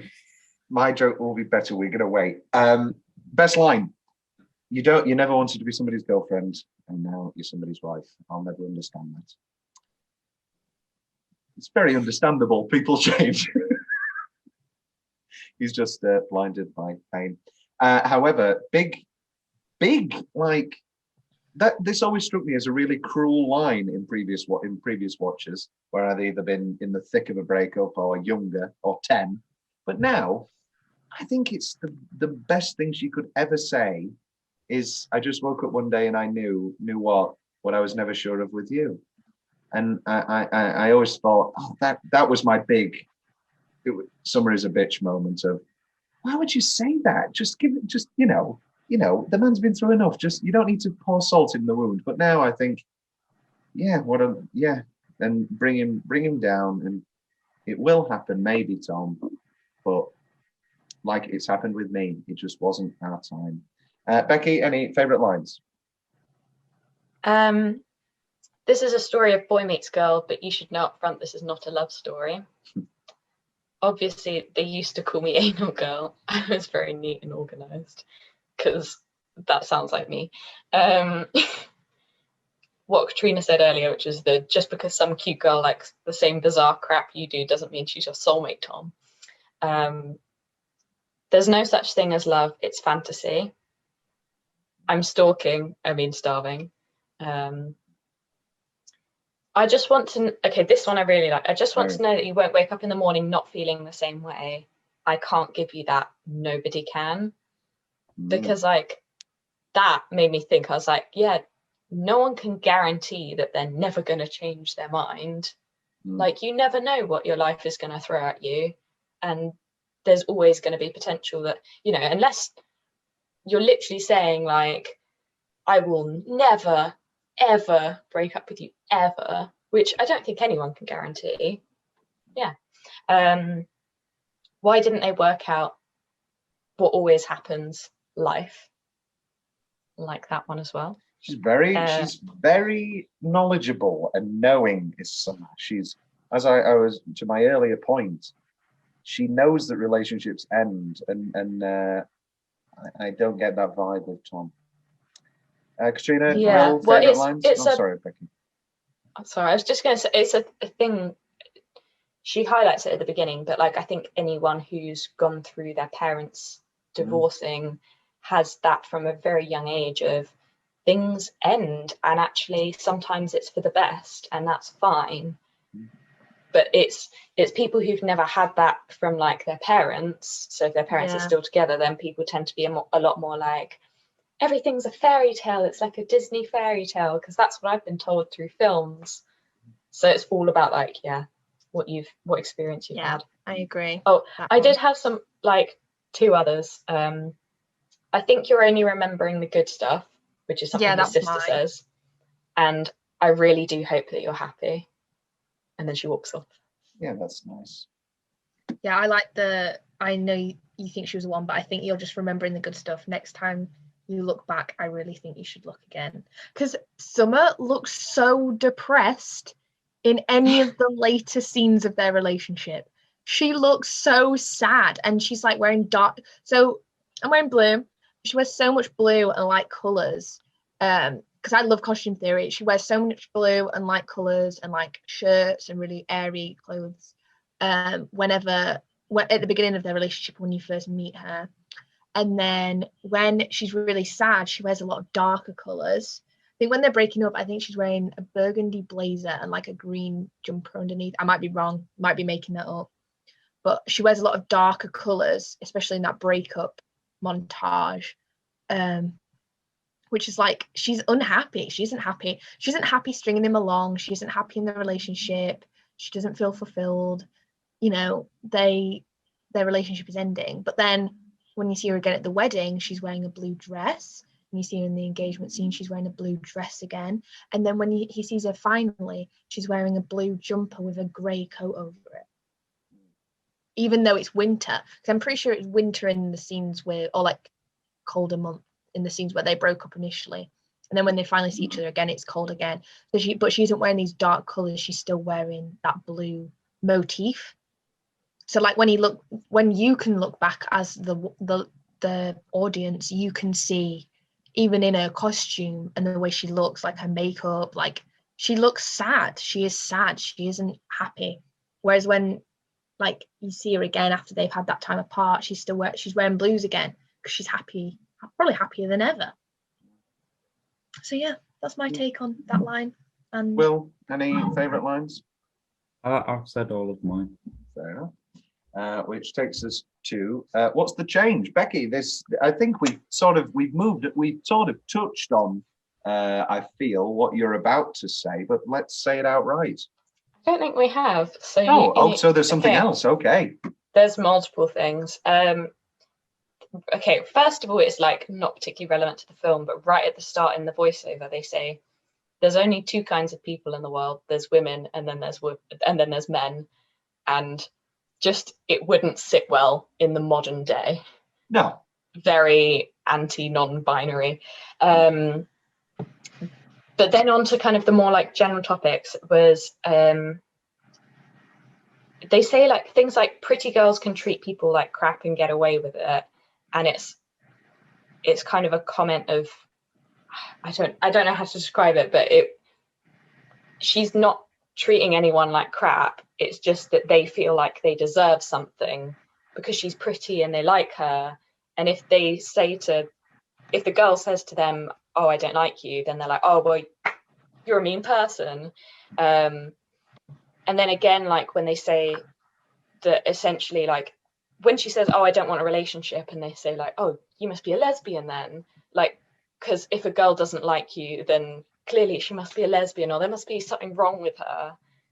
Becky, I don't want to step on what you're saying, but are these changes, or are these unfortunately realistic depictions of conversations that people do, shitty conversations people do have? Well, I think this is the thing, is like, it is weirdly accurate of like how men are. And I literally wrote in my other note, like, it's just it's a weird depiction of how like so many guys are so shitty, and how they all, like, a lot of them have this sort of opinion of like, yeah, I deserve a girl, and if she doesn't like me, then there must be something wrong with her, not me. I don't know. So yeah, maybe it's like a realistic thing rather than like something that needs changing. And obviously when you get towards the end of the film, people have had their character development and you hope that they're not like that anymore. It's just that, like, I don't know, it really annoys me. I think it's also that watching it from a female perspective, you're like, oh, people actually think this. That's really sad. It's a matter of wondering how knowing the script is. Whether they wrote those things as great gags, or this is how people actually. But we don't really have a solidification of it. I mean, I do think. See, the thing is that is kind of. So the guy who wrote it obviously wrote it about. Some it is based off the woman. Real life Jenny Beckman, yeah.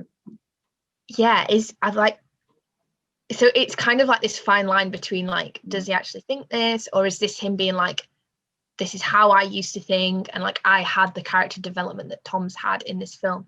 Because I think it's really interesting that Tom's an architect in this film. I know Will loves that Tom's an architect in this film, because Will is an architect, or is going to be an architect, I suppose.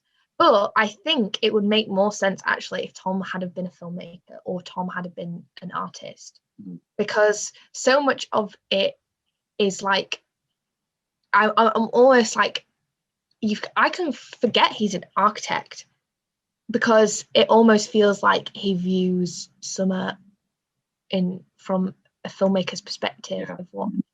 But like, so it's kind of like this fine line between, is this guy who wrote it, is that how he thinks about women? Is that how he used to think about women? And now he's like, I don't think this anymore. So I understand what Becky's saying, but in my mind, I like to think we're supposed to be disgusted by what they're saying. We're supposed to like not like it. It's the fact that Summer never says, like, they're just allowed to believe it, and Summer kind of sits there and doesn't say anything back about it. Like, I wish maybe Summer would have. I think it's partly this is like a 2009 film. This wasn't like as kind of in the public eye as this sort of issue wouldn't have been an issue back then. Well, it was, but like people didn't talk about it as much. But like, it's just the fact that she just sits there and goes like, I don't want a relationship. They say all these things like, oh, you must be a lesbian then, or you must be a robot. Yeah, can you imagine if someone said something like that to me? And she's just like, okay. And I'm like, fucking hell, I would like flip. Absolutely. Yeah, can you imagine? I've flipped on Tom and Will before when they've skated a line. I've like had, arguments with them over it. What line? When you've skated a line, when you've been sad and upset and hurt, you've said things that I've kicked back at you. Yeah. I don't like that. I feel like Summer would. Yeah. The fact that she doesn't, I get what you mean. It's kind of out of character for her. But then again, when you're with new people that you don't really know very well, especially in a workplace environment, you might not want to flip the switch and be a crazy bitch. Yeah. Even though I probably would. And then their final summation of that scene is, she's a dude. Oh my God, she's a dude. The idea of Will keeps on in the Zoom. Will keeps raising his hand. Will. I think going back to Katrina's earlier point, I think it does work that he's an architect, because it's that idea that he's creating his own world where he's the main character. Yeah, that's a good point actually. He's putting the people where he wants them to be, and he's sort of constructing it like a filmmaker would, like an artist would, because in a way it is an artistic profession, and he's sketching that through the whole time. I think that really works. And I suppose he's always got this idea. He always draws the same thing, basically. you know, like he's always drawing the same building. That one. So I guess that's kind of, that building is Summer in a way. Or himself. But also, interestingly, doesn't he say when he's drawing it on her arm, he says like, oh, you could use space better, or like get the light better by doing this.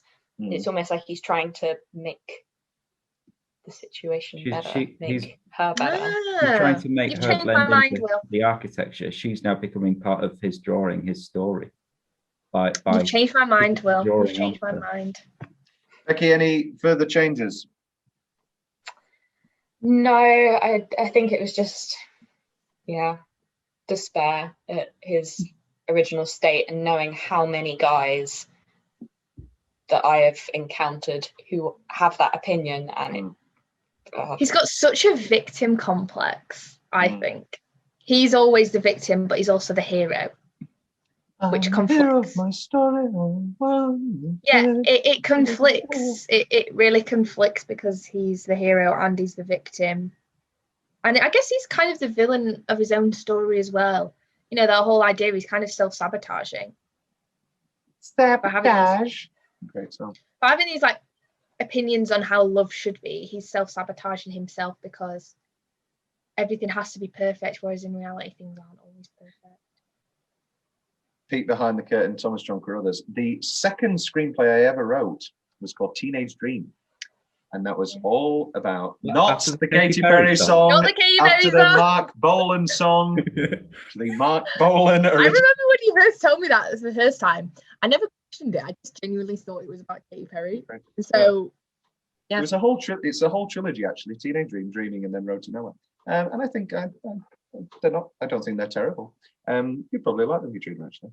Anyway, and it's a whole trilogy. Henry, and his whole thing, the whole arc of the first film, anyway, is him coming to terms with his likes movies, whatever, and he comes to terms with the fact that there's self-sabotage, that you know he'll never have anything because he's obsessed with movies, and you know that's you're setting yourself up for a fall. Katrina, any changes? I think I already said some, but like also it makes sense that he doesn't have female friends. Yeah. Maybe I'd have made his sister a bit older, perhaps. Yeah. But also, maybe I'd have made his sister give him bad advice sometimes as well.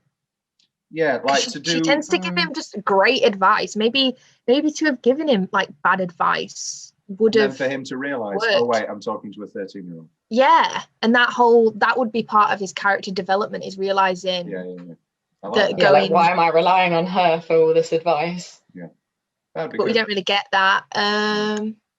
Well, any changes? That links to my change. I don't really like the opening where we see her march into the room and he's smashing the plates. She's like, the smashing the plates is very, very, very over the top, and I mean. It's just I think the point is that he's making a film out of his own life. Yeah. So in a film, you would smash the plates, you would do things like that because it's dramatic. He's making, that out of anything else, Will? That is it. I think everything that everyone's discussed. We talked about the sister. I don't think I like Chloe Grace Moretz in this. I don't know if I love her in Kick-Ass, love her in other things, but I don't know. Hugo. She's very nice, very good in Hugo. I don't know if she works for me in this, and I can't really put a finger on it. But I actually don't think it's her anymore. I think it's the character, and we've discussed that.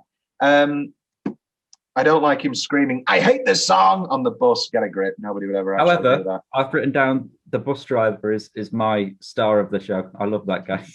You're gonna have to do that. I don't like at the end of Expectation versus Reality. I know it's sketch. I know he's an artist. I know all of this. I know why they did it. But it's just a bit cringy for me when it like all the buildings turn to sketch, and then it's. You know what? I'm surprised you haven't brought up, Tom. Oh, go on. The blonde, muscly guy that apparently Summer is marrying, which me, you, and Becky had a large argument about, in which you were convinced that you saw the fiance's face and he was this blonde, muscly guy, and I don't even think you do. That's completely. Have you got the back of his head? No, it's completely untrue. I'm going to get up the scene now. You fully see his face. He is a blonde Adonis.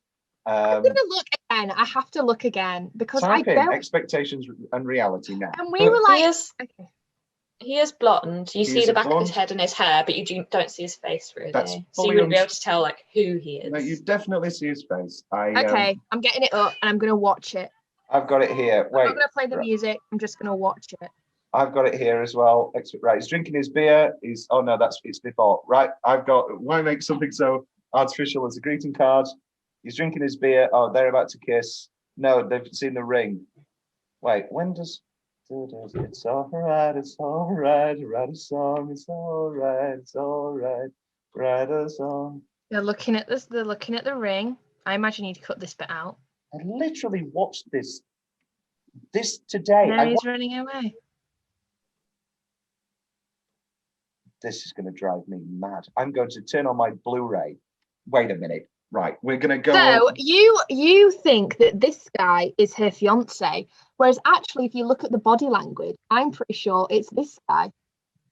Oh, oh, wait a minute. No, it's the guy she shakes her hand with. It's the guy. It's the blonde guy. I wouldn't shake my hands with a fiance. No, because look, nice so she hugs him as if she's just seeing him. Why would you hug your fiance like that? It's you never see his face. That's the point. That's not the scene I'm thinking. He looks like kind of. It's in one of the clips where she's getting married, and they go to kiss, and you see her face, and then the back of his head. Yeah, you don't see him there. Okay. I'm talking about in expectation versus reality. No. Oh, so you think it's that guy? So this has been the conversation the whole time. Okay, then. Well, I think it's blonde guy. See, no, because why would she hug him in a greeting? That makes no sense. Because you've been at a party. Because you've been at. I've got this in the bag. Because you've been at a party. You will never ever convince me because the whole point is you don't see his face. No, that's my opinion. The whole point is you're never supposed to see his face. From the back, you can kind of say that he even looked a bit like Tom, the other guy. Look, he's waiting as she hugs her friend. He's waiting. And then, look, they're like, oh, this is my fiance. No, I think it's the opposite. I think because she... No, do you want to know why you think that? Late to the party. You really want her fiance to be... You literally were going crazy and mad and angry about it. The point is, right, the body language, I've seen people... You would never hug and then go, oh, this is so-and-so.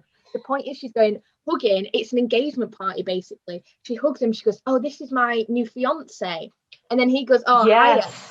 No, because where has he been? The guy, that guy, okay, I can't say it, but the guy that you pointed to is the same guy as you see in that wedding clip with the back of his hair. So you're wrong. The blonde guy is not the fiance. I've always thought, because he's not at, but right, here's the thing. He's not at that party the entire time. So I think they're What if he is? What if he is and Tom just doesn't see it? Okay, because that's fair Tom's enough. not focusing on that. That's fair enough. But also, I think I don't he's think late to the there's party. anything wrong with a muscly blonde guy being a fiance. But he isn't. The point is, he isn't. And Tom was very mad about it. The reason that I think, I'm trying to see if there's another scene with that guy in it. But I think the blonde guy is definitely not the fiance because of the way, I would never do that. Like, I personally, if that, I would hug a friend and go, this is my fiance. I would never hug my fiance like that. If I was hugging my fiance, it wouldn't be a weird sidearm. That's a friend hug. That's how I hug one of you guys. Okay. This is literally, my mind feels blown. I've And never look, considered the other man. It's there. I'm pretty sure that's the same guy. He sat with This them. feels He like was the always most there. boring Marvel Easter egg video I've ever. I know you think that she was the one, but I don't. No, I think you're just remembering the good stuff. Next time you look back, I really think you should look again.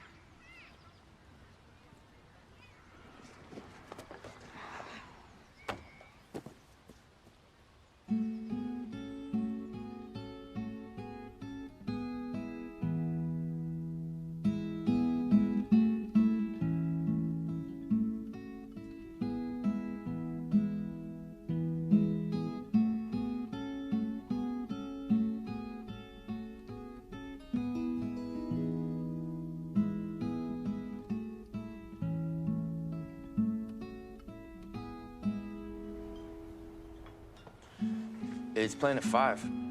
You want to see it? I don't know. We could just go back to your place, or... No, I really want to see it. Let's go. No, okay, here's my big change. Let's talk about it now. Autumn. I'm going to break it down and then we'll open. A, I think it's too perfect that she's this really, really attractive woman and she likes architecture. I think that's too nice of an ending. Yeah, because women who do architecture aren't allowed to be attractive. That's not what I'm saying, and you know it. I think it's too perfect. It's like, it's basically just like, Tom's been through hell, let's give him the perfect woman. She's this really attractive woman who's also into art, who also does architecture. I think that's too neat and too nice. And also, let's just be honest, her name being Autumn fucking sucks. That's the most stupid I don't like shit that in her the name's world. Autumn. I wish it had been something like, Winter. A month name rather than no, just nothing. The final line should be her going, maybe you weren't looking. That's a nice, and then we zoom in on him and he doesn't need to look at the camera either. Or even just give her like a super normal name. Can I suggest something? I don't know if any of you've seen Definitely Maybe, but in that they give the women 3 random names. And I feel like it's in my head, I view this almost like that. Like Summer is not necessarily called Summer, but she's to represent that period of time, and then him moving on to the next season or chapter of his life, which is autumn. They don't necessarily have to be summer and autumn. It's just like a representation. I agree. It works with the stylized way that the movie is. It also, like with the whole day one thing afterwards, it reminded me a lot of You, the Netflix series. If we want to go back onto this guy obsessed with this idea of one woman, he's now moving on to his next one, this next fixation, and it's all starting all over again. I think that was quite cool. His big joke, I think she should have gone, what's your name? And she should have gone, I think you should use your real name. Robin.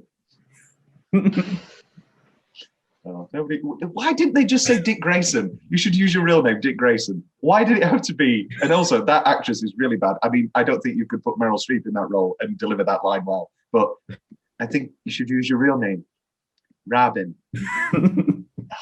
Actually, I really like that Rises, I have to say. That's it for changes. Bury you, Master Bruce. Oh, not bury you. Oh, not.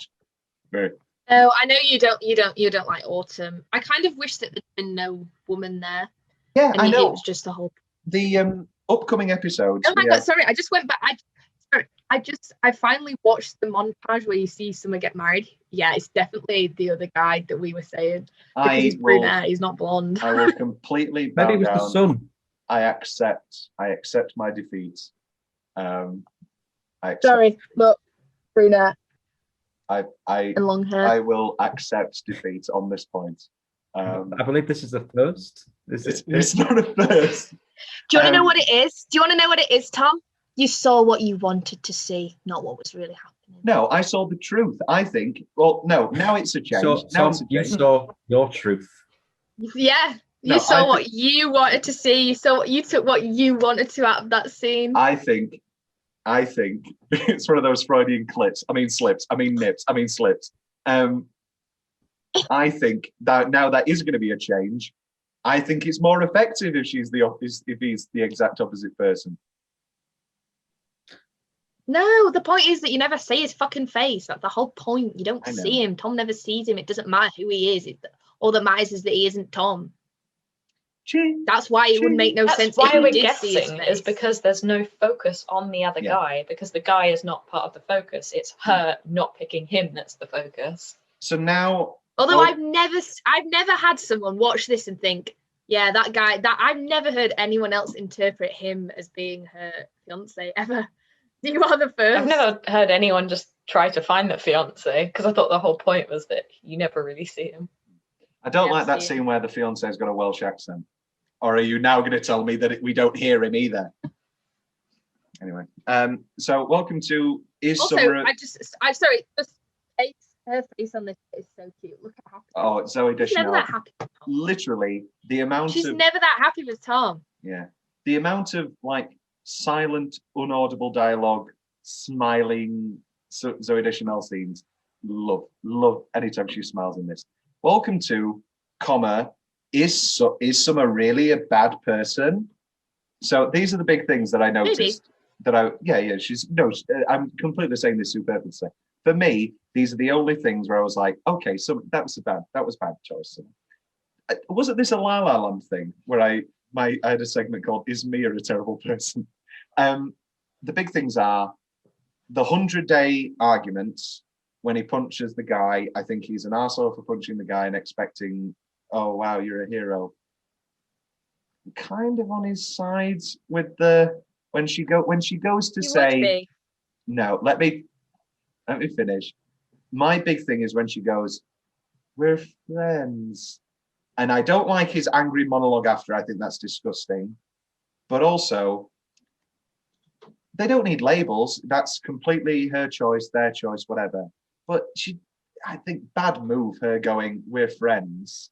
I don't know about that. Yeah, but I think she knew that. I think she knew it as soon as she'd said it. Yeah, I think the which thing is why she goes back in the ring. I understand. I totally get you. I just think the point, no one's a good person. No one's a bad person in real life. So I think people say things they don't mean. However, her dancing with him at the wedding and the whole wedding thing isn't too great. I know she says, "I just wanted to." I think she should have told him at the wedding that there was somebody. Maybe. Does she need to tell him? Why does he need to know? I don't know. When I was in a relationship and I was ever talking with somebody or whatever, and I was like, "Oh, does this person like me or whatever?" I would force, sometimes really terrible tangent, force the idea, the notion that I had a girlfriend into the conversation straight away. But also from her perspective, he's moved on.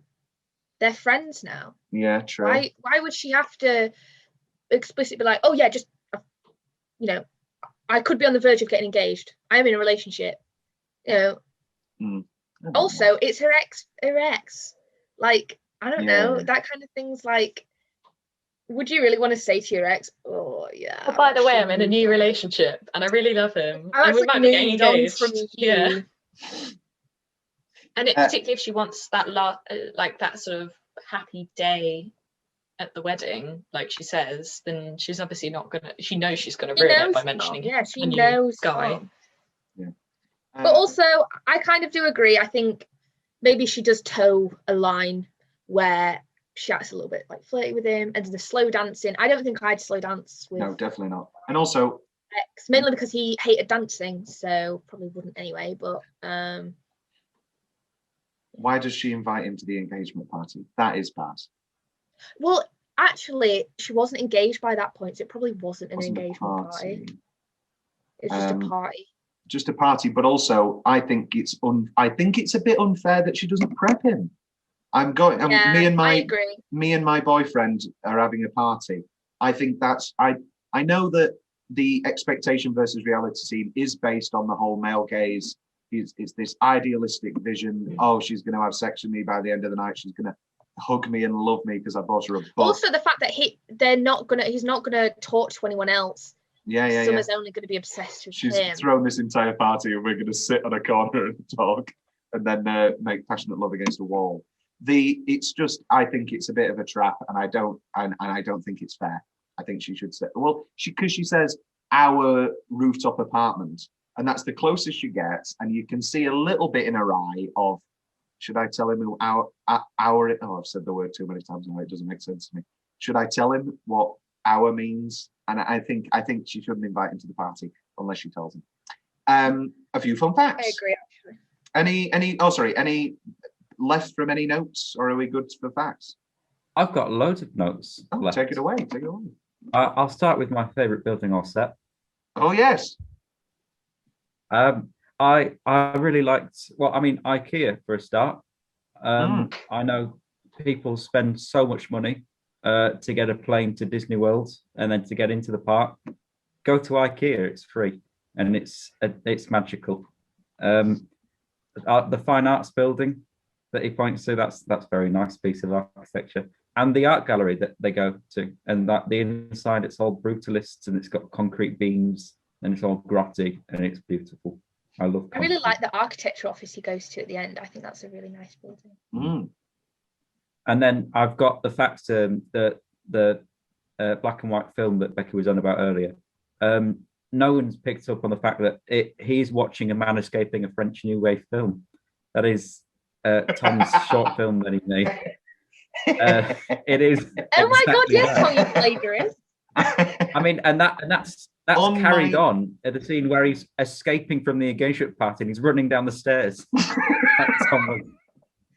And on my heart, and this is coming from the man who has now admitted that his the very short story he wrote as a 7-year-old child, Ledwidge and Mary, was just a full copy of Wuthering Heights.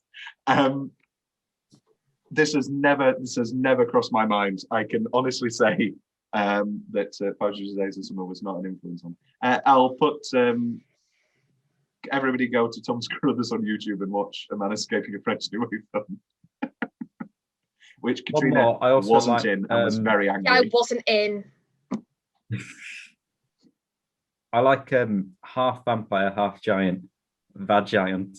That's very good. Is that a real film? No. Or was that just a funny one? It's a funny name. Anything else, Will? That's it. Loads of notes. 3. The film's blue-centric colour scheme was done after the fact because of Zoe Deschanel's beautiful blues, beautiful eyes. According to the DVD commentary, one of the film's writers estimates that 75% of the film actually happened to him. So I don't know about that again. The adult film that Tom and Summer rent called Sweet and Shower, very funny name, is a fictional film and does not exist. So don't go looking for it, Will.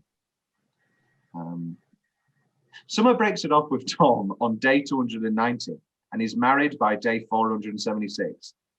Roughly estimating, Summer got married a little over 6 months after breaking up with Tom. I was thinking about this yesterday evening. It's a very quick turnaround. This is like when I say people, I mean me and Bill Simmons, a famous podcast host, break down the time gap in Castaway only being 4 years, and that Helen Hunt has pumped out 2 kids, gotten over her husband missing on a plane, and fallen in love and getting married within a very short amount of time. People have whirlwind romances, especially when their great blonde friend introduces them to this charming man who looks like Tom. See, I'm learning. 6 months is very quick. I think it's reflective of the fact that she suddenly believes in the one, and she's suddenly like, he is the one, I know now. And but also like, sorry. That's the concept I struggle with, that she suddenly believes there's the one after so many years of not. Yeah, but isn't that the concept of the one? Isn't that the whole thing? Yeah. I just don't. But like, okay, maybe it is that like you only know the one once you've had the one, and most people don't have the one. I do know people that got married after like 6 months. Yeah. And they're like together for like the rest of their lives. Because also, let's be honest, Summer, as is often, not often the case, but majoritively speaking, as is often the case with the people breaking up, they don't have a major amount of time getting over because they've spent the last 3 months, whatever, getting over it and coming to terms that this is ending. So then they sort of have a month and a half, you know, maybe the partner flies to America and then you just have it off with somebody else, you know. Right, okay. I was like, I don't struggle with the quickly moving on. I struggle with the getting married after 6 months because, but it's just a personal thing. I wouldn't do that. Yeah.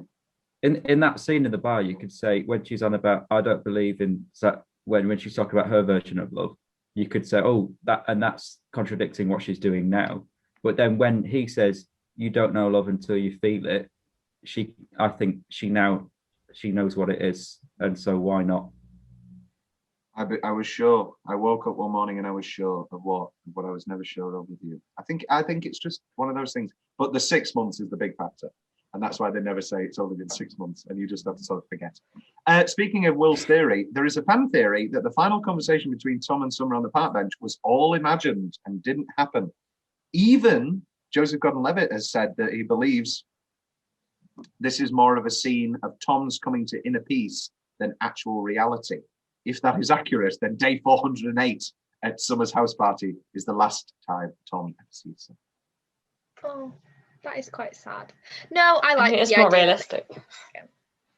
Because they both like this park. He introduced us to that bench. There is a probability that they would see each other again. Tagline rundown: boy meets girl, boy falls in love, girl doesn't. Nice. This is not a love story. This is a story about love. And it was almost like falling in love. I think I'd go for this is not a love story. This is a story about love, because I think the first one sort of gives away and sort of ruined. Obviously us three have all forgotten, not forgotten. We'll have, can't remember really the first time we saw it. And sorry, I'm speaking for you. The first time you saw it, did you think they're getting together, or did you? I always felt like. No, I don't remember, to be fair. Yeah. I remember thinking that she didn't deserve him, so I was probably hoping that they didn't get back together. By that time, I'd already seen Annie Hall, so I was like, I'm getting an Annie Hall vibe. I feel this is gonna be an ending of Oy vey. I think the first time I watched it, I was still very much in a part of my life where I wanted to believe in the one, and I wanted it to end up happily. I always wanted rom-coms to end happily. But as time has gone on, and as I've got older, I've actually liked more films that are more realistic. So actually, I think I like this more now. Will's gone. Will's You've lost a co-host. No, it's just Carruthers and Whoever. Welcome to Seb's. Big welcome to Seb's. I almost made a La La Land reference earlier when we were talking about realistic endings. Tom's big question.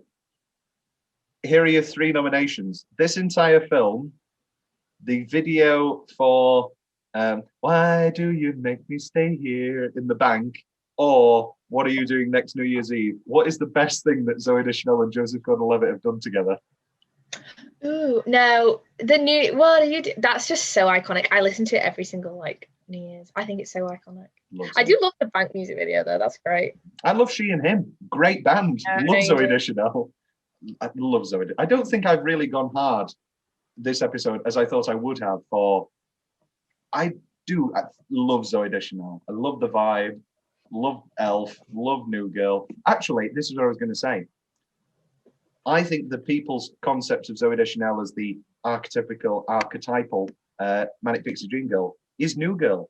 And because we've had years and years of Jess Day, who is quirky and is, whoa, everybody's impression of Zooey Deschanel. I hate people who say that Summer and Jess are similar characters. Yes. They're not at all. People's concept of Zooey Deschanel and people's impression of Zooey Deschanel is Jess, but 500 Days of Summer came first. Look at Elf. Elf, it's Elf and Summer. It's that very dry sense of it. Jess has her moments of dryness, but Elf and Zoe and Summer are very dry humor. And then Jess is more the whoa that people always do the impression of. Wow, I'm playing the ukulele. That's great when she does the SNL. Sound like Ray Romano. He so did as well. Everybody loves Wow, Jess. Yeah. But I get so annoyed when people compare Jess and Summer because, it's almost like, did you even watch the film? No. Or did you just see clips of the film? Because, I just saw the IKEA scene and we're like, oh, she's quirky. Yeah, let's be real. Jess would never do what Summer does, and Summer would never be Summer probably wouldn't end up with Nick. Do you know what I mean? She wouldn't. Yeah.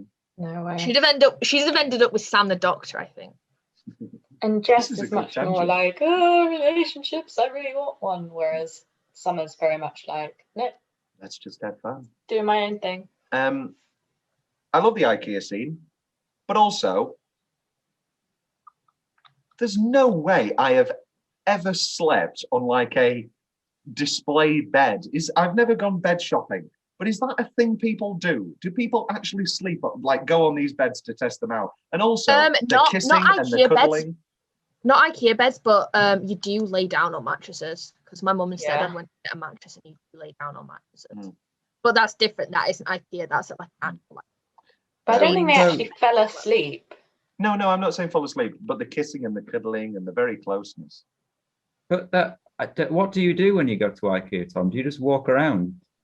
Like, part of the IKEA experience is to live in it as you go Pretending around. you live there, yeah. I've never had a romantic. I've never been to IKEA. Oh my What? God. To be fair, I hadn't until 2017. I've never been. There isn't really one near me. Why would I go and I can't drive? When I was in Philadelphia, the first thing they did was take us to IKEA because obviously we were all foreign and we were living there for like 3.5 months. And it was like the biggest IKEA you've ever seen. And it took me 10 minutes to get through. And then I just sat and listened to a podcast. IKEA is just not my vibe. And you should have seen it. You didn't even stop. So you had a similar experience in IKEA as you did Don't to you dare. Memorial Don't for you- Murdered Jews. Speaking of my ex, me and my ex were having a terrible text argument that coincided with a trip we had to a Holocaust museum. So I was listening to the most touching, heartbreaking stories you've ever heard. And then she was texting like, blah, blah, blah, the most inane argument. And then it was all underground. So we'd go underground a bit and we'd go, why didn't you text? When I was there? Yeah. Why didn't you text back?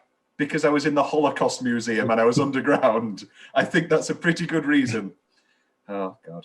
Relationships. That was it. He literally, no, I'm not even kidding. Tom just, Will, come on. Tom just walked around. I know you're in a text argument, but you just look at that and go, and then walk off. I was like, but also, like having your foot wanting us to leave. And He's a man on a mission. He knows that in half an hour we need to be going getting some food, and then after that he plans his days. I do plan my days soon. I was just trying to listen to this poor woman talk about how she'd accidentally sent her sons off to be murdered. In the wrong I just shoes, see Tom just like looking round. I'm like, what are you doing? Here's my vibe. I'm just going to say it. Tom's trip to the Memorial for Murdered Jews. I think memorials, and because I did the 9/11 museum as well, and we were doing that in a day, and we had 1 day in New York, and my mother planned the 9/11 museum as the first thing, and then we did that for an hour. Very sad, very touching, very interesting. But then we ended, and then she was like, right, now we've got to go to, I just don't understand how you can plan a day trip around it. It's like when you do the battlefield trip at school. There. Sorry? We were just there. I was interested in going in. I was interested. But it's like, what do you do after? You didn't even do half the things you could do there. Like, literally, I watched you just walk through a room and not even look at anything in there. And I was like, wow. But now knowing that that's also your IKEA experience and you also don't want to look at... I think we need an IKEA trip to take Katrina and also to show Tom how to properly do an IKEA trip. I had a horrible COVID moment watching this film. Literally, not even as a joke. They got up from the restaurant table and I was like, why didn't... No, it was the train. And they got up from the train and I was like, why didn't he put his mask on? It is frightening how ingrained this COVID shit is. Yeah. It's horrible. It's like, let's go get a coffee. Wait, the thing's open? Can they sit down? It was horrible. And I literally had to pinch myself. It was horrible. I remember when you first started this podcast and I came on and you didn't want to talk about anything to do with COVID because you're like, oh, it's probably not going to be a thing in a few months. And here we are a year later. Yeah, literally, that we are recording this on the week of our year anniversary. Well done. Congratulations. Well, happy anniversary, Tom. Happy anniversary.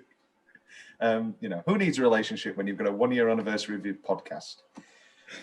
Shower sex. We can move on or we can stay here. What's happening there? What angle? What position? How does the curtain come down? What's happening? I mean, the railing is clearly very cheap. They need to get a proper structure in. And also, you're the only couple here, so asking this question, it may lead to a horribly intimate conversation. Do not understand the porn vibe of them sat all cute and cuddly as if they're watching a box set of Peep Show and they're watching this graphic porn. Good choice. Just It's a like I weird don't get it. quirk of summer, I feel like. Yeah. But it did feel out of place, I must admit. I was sort of like, this seems a bit weird. It's a Again, bit like maybe the it's part of fantasy him thing. being like, oh yeah, it's his fantasies. Yeah, whereas in reality, Oh. you'd probably be like, Yeah. Or if you're into watching porn with your partner, not my vibe, but I imagine it's not cute and cuddled on the sofa. I imagine it's in some sort of different context. Anyway, to build on her character, I would expect if they were going to do that scene, they would do it in a really ironic way and look at all the funny titles and have a laugh with it. I guess they are laughing at it. Like that looks doable. That's a funny thing. And then like they're obviously laughing when the curtain comes down. to be honest, it kind of sounds funny to watch like really old antique porn and like see the like the really terrible like parodies the 70s, and things 80s like that. stuff. Yeah. So maybe it would. But then also you're watching that, and it's really funny watching the setup scenes. But then there's going to be like 10 minutes of just hardcore sex where you're like, ha ha ha, when really you're just watching someone get ploughed. Falling asleep alone in a cinema is a miserable experience. It's really sad. I did it all the time. It's really weird when you're not with somebody and you fall asleep, because then it's just really weird and disorientating. And so I remember when I went to see Tenet with my sister and her fiance, he fell asleep about half an hour into the film and woke up about half an hour before the end. And then as we were walking out, like, didn't fucking get it. And like, you were asleep. Yeah, of course you didn't get it. You were asleep. That was quite funny. Like falling asleep. I've never fallen asleep in a film, though. What's the best Zoe? Not awkwardly, but what's like the best Zoe Deschanel? Every character has a musical number. Is it Elf? 2 nominations are Baby It's Cold Outside and Santa Claus is Coming to Town. Is it this, Sugar Town? Or is it there's a couple in New Girl. I like the Prince one where she sings with Prince. What's the best? Prince is kind of iconic. I fucking love Prince. It's Prince. Best but New Girl episode of that show. I think it is Elf.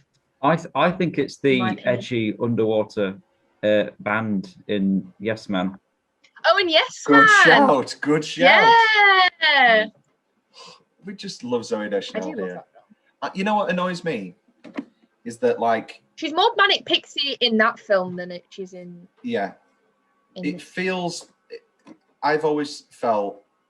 I think New Girl's obviously taken that up, but I am interested in, if New Girl never happened, what movies we would have got in that 5 years of Zoe Deschanel. Whether we would have got a really serious drama, whether we would have got an Oscars possibility, whether we would have got a couple more rom-coms, maybe, because she was sort of in a groove.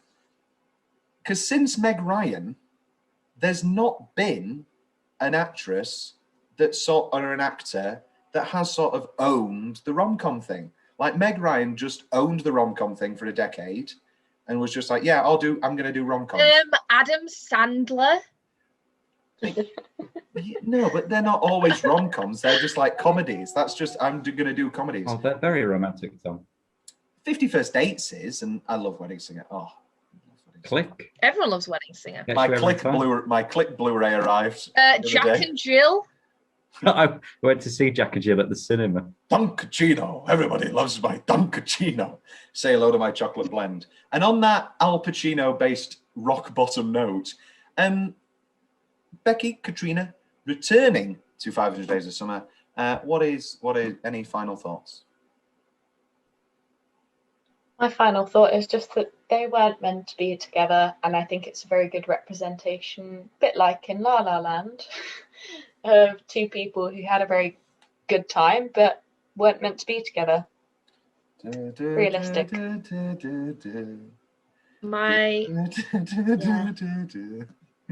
My final thoughts are that Summer isn't a villain. No. When he goes on that date with the red-haired woman and she says, did she cheat on you? Did she do all these things? And he's like, well, no. And she's not a villain. And the third thing she says, and she told you at the start that she didn't want anything serious. Yeah. So Summer's not a villain. She's just a person.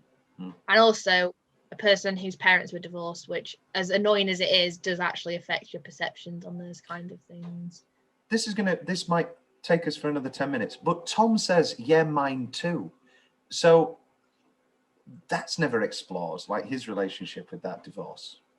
Yeah, but it's different. People have very different. Of course they do. Of course they do. Yeah. And in my opinion, the way that Summer sounds is that one of her parents perhaps may not have been faithful, is like with what happened with my parents, which will really screw with your perceptions of love.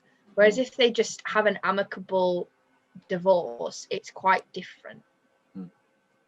You know, and also, but that also ties into why Tom's so obsessed with love, is because his parents, you know, were divorced and blah, blah, blah. So he's so obsessed with finding love to prove that wrong.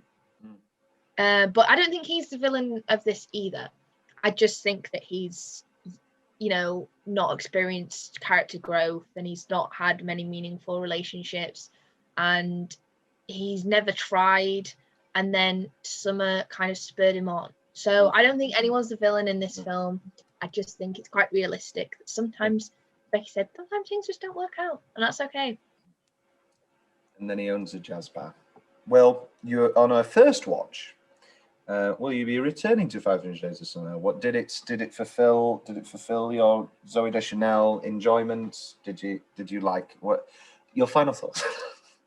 I thought it was very, very good. I didn't know what to expect. I thought I wasn't going to enjoy it because I for some reason thought it was going to be the same humor as 50 First Dates, but it wasn't. It was very stylized, very clever. On the concept of just things having numbers in, did you think that 12 Years a Slave was going to be the same vibe as 50 First Dates as well, or is that just 5-0 numbers? No. I think it was really good, and I will definitely be returning. Yeah. It'll be interesting because every time I watch 500 Days of Summer, my opinions on the film kind of change, and my opinions on the characters change. So it'll be interesting to see what you think next time you see it. And especially after this podcast, and you'll notice things you never noticed before. I always do when I talk about it. So we're not next week. We are talking about a movie with lovely, realistic depictions of love and men who aren't toxic in any way. Wedding Crashers. Is that got Owen Wilson? Oh yeah, you betcha. You motorboated son of a bitch. I've never seen it. It's great. Becky, did he make you watch Wedding Crashers? I think I did. I've seen it now. Oh. I think I have. I know I've seen the other Owen Wilson. The Intern. Yeah, Vince Vaughn. Yeah, and I watched that because it has Dylan O'Brien in. He's also in an episode of New Girl. And who else is in New Girl? Zooey Deschanel. Peter Gallagher. Also in 500 Days. She is indeed. Bye.